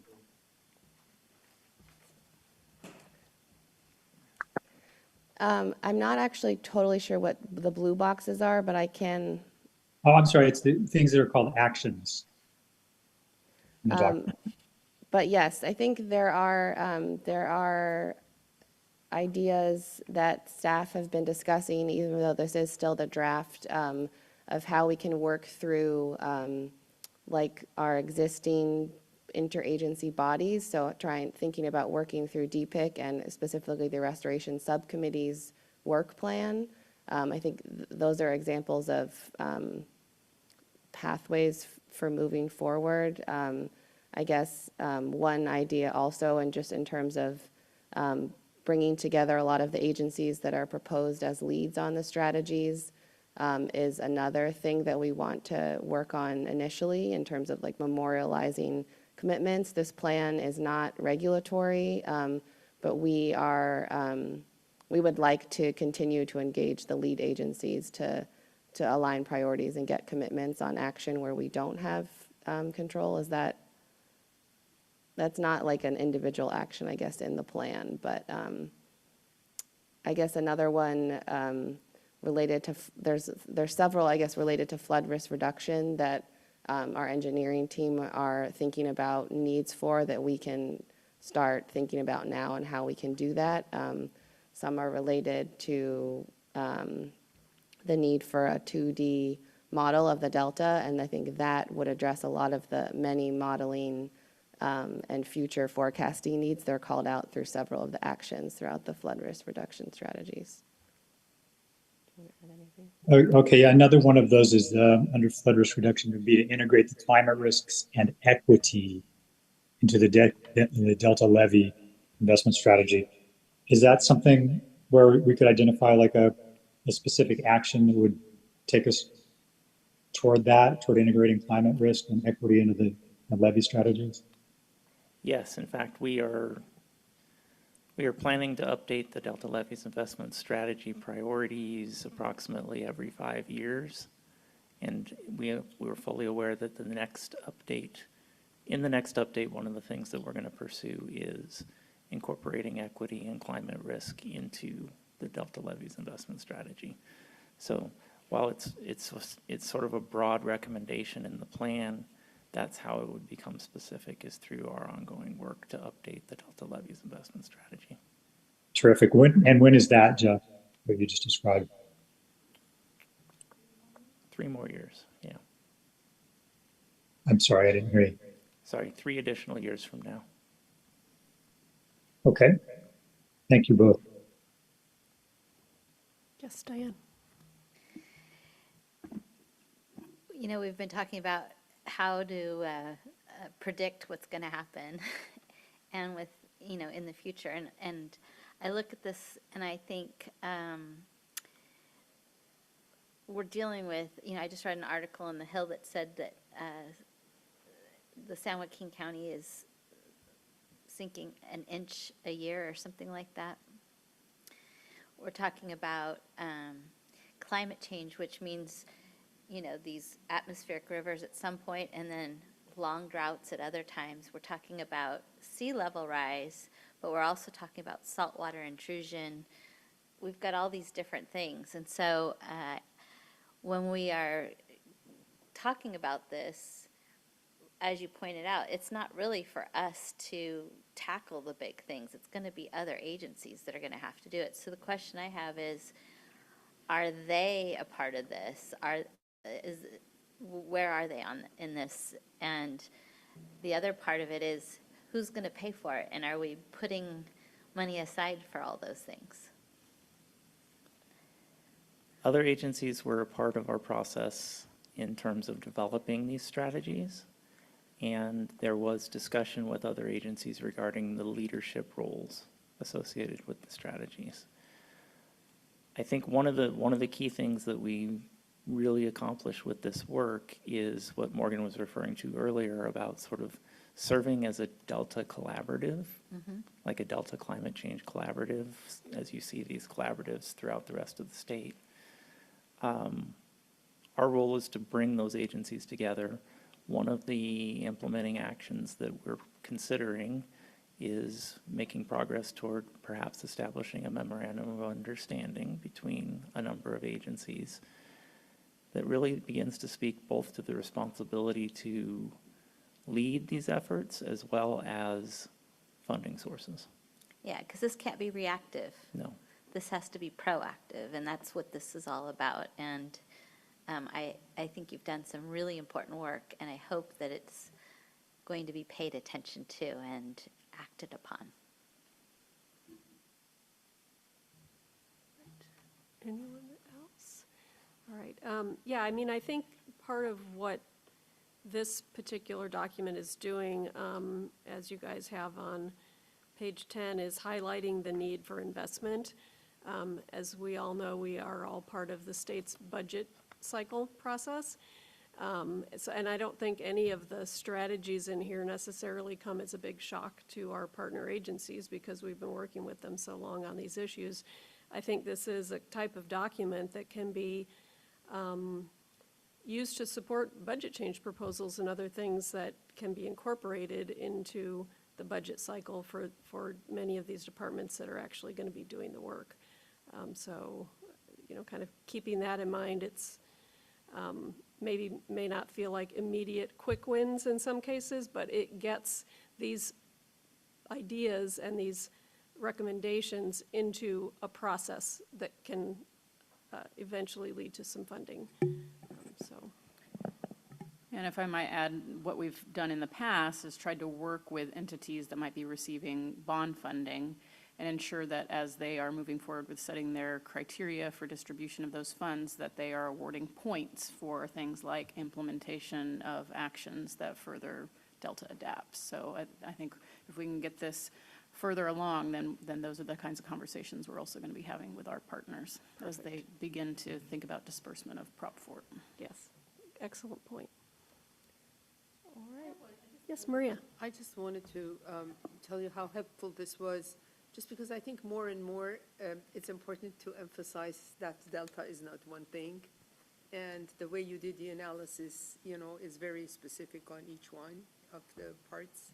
And I think more and more this is going to be an issue in budgeting, in prioritizing, in a lot of things. So I just want to thank you. It was very good. Thanks. Thank you. Yeah, and I was also happy to hear how you have incorporated the equity work that we're doing in some other areas, because that just shows that it's not just, you know, the tribal justice and EJ paper that we've been working on isn't just going to go into a drawer, right? We're incorporating it into our other long-term work, and we're getting that word out there to folks that this is something that needs to be a priority for everyone in the state, in the Delta. Okay, well, thank you very much. Do we have any public comments on this agenda item? No, Madam Chair, we do not. Alrighty, thanks, Jeff and Morgan. Our next agenda item is an update on the Delta Independent Science Board, so I'll welcome up Dr. Inge Werner. Thanks for coming today, Inge.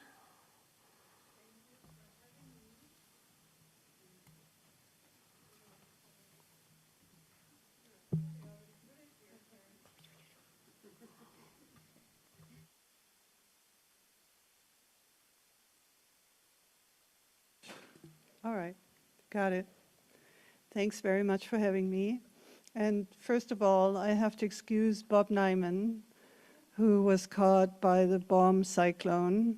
And first of all, his flight was canceled yesterday, so he was going to participate online. But then he also lost his internet connection, and it wasn't restored this morning. So it's just me. And it's a little improvised, so bear with me. So my name is Inge Werner. I took over as chair of the Delta Independent Science Board in September. I have been on the board for 2 years, and my scientific expertise is in ecotoxicology, primarily aquatic ecotoxicology. So this might explain what I'm talking about later. Many of you know this, but just to briefly go over this, we are 10 scientists from all over the country with different expertises that are quite complementary when it comes to the Delta as a system. I'm not going to go into more detail than that. The summaries and the bios of everybody are online if you're interested. And what we do is we provide oversight of the scientific research, monitoring, and assessment programs in the Delta, and we provide independent advice on the Delta plan. So specifically what we do is we initiate reviews of certain aspects of scientific research in the Delta. And you can see a list here. This was all very brief, right? I was only supposed to talk 5 minutes, so please keep that in mind. So all of these reviews are also available online, of course, and Dr. Nyman was supposed to give you more detail on the Food Webs review, which was finalized this year. But he's going to do that on another occasion, so we couldn't get the slides from him, obviously, and I think it would be much more informative for you also to hear from him, and he would be able to answer all the questions much better than I could. And of course, we review agency documents as they come along. Some of the recent products are a comment letter on the final environmental impact report for the Delta Conveyance Project. We had commented extensively on the draft EIR last year, and then now the final EIR was brought out, I think in December. I can't remember exactly when. And we decided to just go over it, keeping in mind our previous comments and looking at whether they were addressed or not. And this is just a letter to that effect. Then, of course, the Food Webs review report, which has a little star because it was supposed to be followed up by more. And also what just came out is the understanding decision-making under deep uncertainty, where our previous chair, Lisa Vanger, was heavily involved, along with some other members of the board. Now, what's in the works right now is the preparation for an emergent climate research symposium next year. And you have already heard about the plans for a contaminant monitoring review where I would take the lead, or where I'm in the lead. So here's a little bit more detail on this Emerging Climate Science Symposium, where Drs. Obey Sekara and Michalak are taking the lead. It's planned for early 2025, and the draft prospectus is out for public comments. The goals of the symposium is to acquire an update on the current climate change science that is being performed in the Delta. Climate change projections, etc. So very, very much linked to the Delta Adapts plan. And to understand how organizations in the region are incorporating climate change in their decision-making, also very close to the Delta Adapts plan. So I think this will be very interesting for everybody who would like to get updated on where things are and where we are with the science here. So we're all pretty excited about that. And the responses, the comments have been very positive so far that we received. Now we have worked we are a little bit further along in preparing for this review of contaminant monitoring and ecological risk assessment in the Delta. So I don't think I really need to tell you that chemical contaminants are an issue in pretty much most water bodies on this planet where people live and work. And the sources are diverse, runoff, point sources like wastewater treatment plants and industrial treatment plants, and diffuse sources like atmospheric deposition of chemicals. So we have a big variety of chemicals that enter our waterways, including metals, pesticides, pharmaceuticals, industrial chemicals, tire particles, microplastic, flame retardants, and many more. And many of those have been shown to pose ecological risks in aquatic environments. But there's a big number of chemicals, and monitoring them is very challenging. It is challenging to pick the ones, because money, of course, is always limited.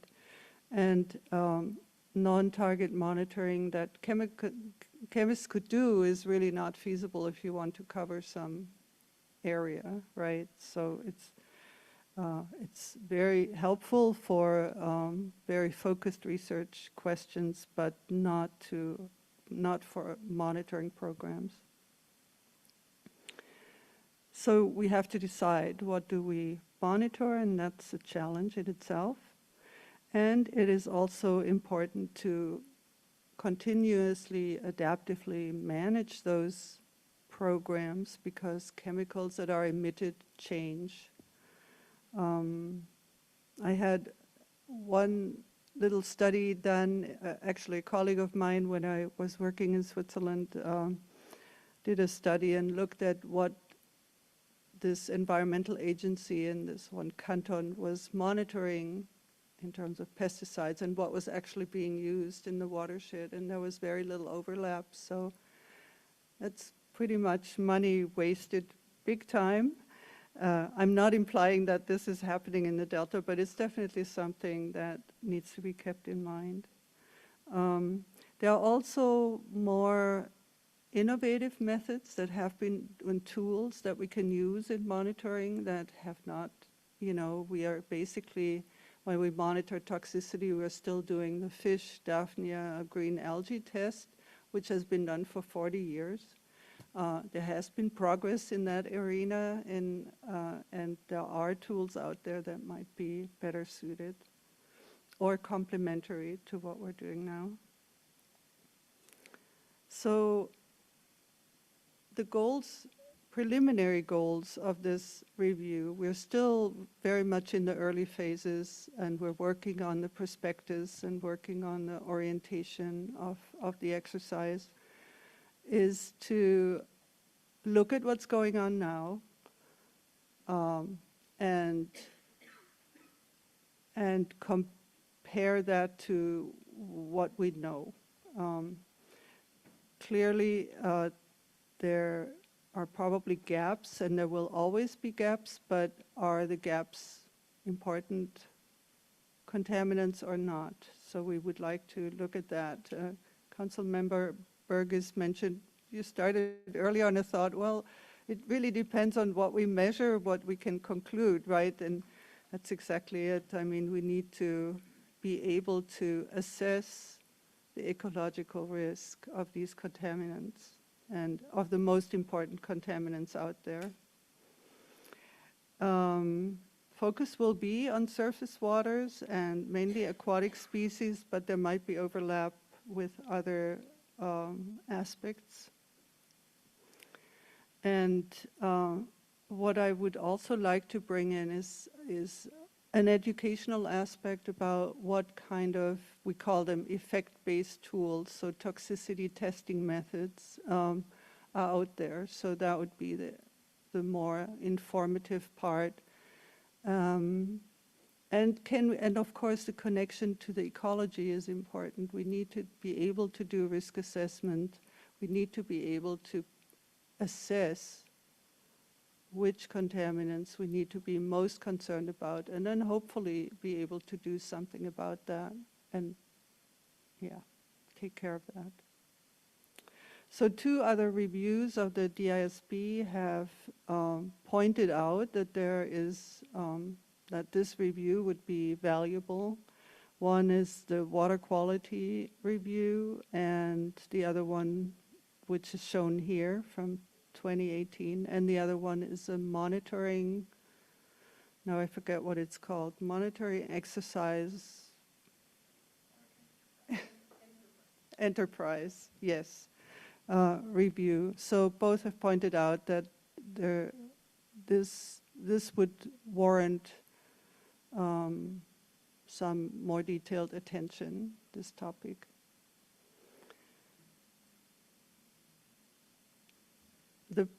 Our approach so far has been, we have right now just conducted scoping discussions with a few people that have worked in this area for a long time to get an idea of which way to go. And I was initially focused mostly on the scientific aspects of this, the ecotoxicology, et cetera, but I think equally important will be policy, the driving forces, policy, governance,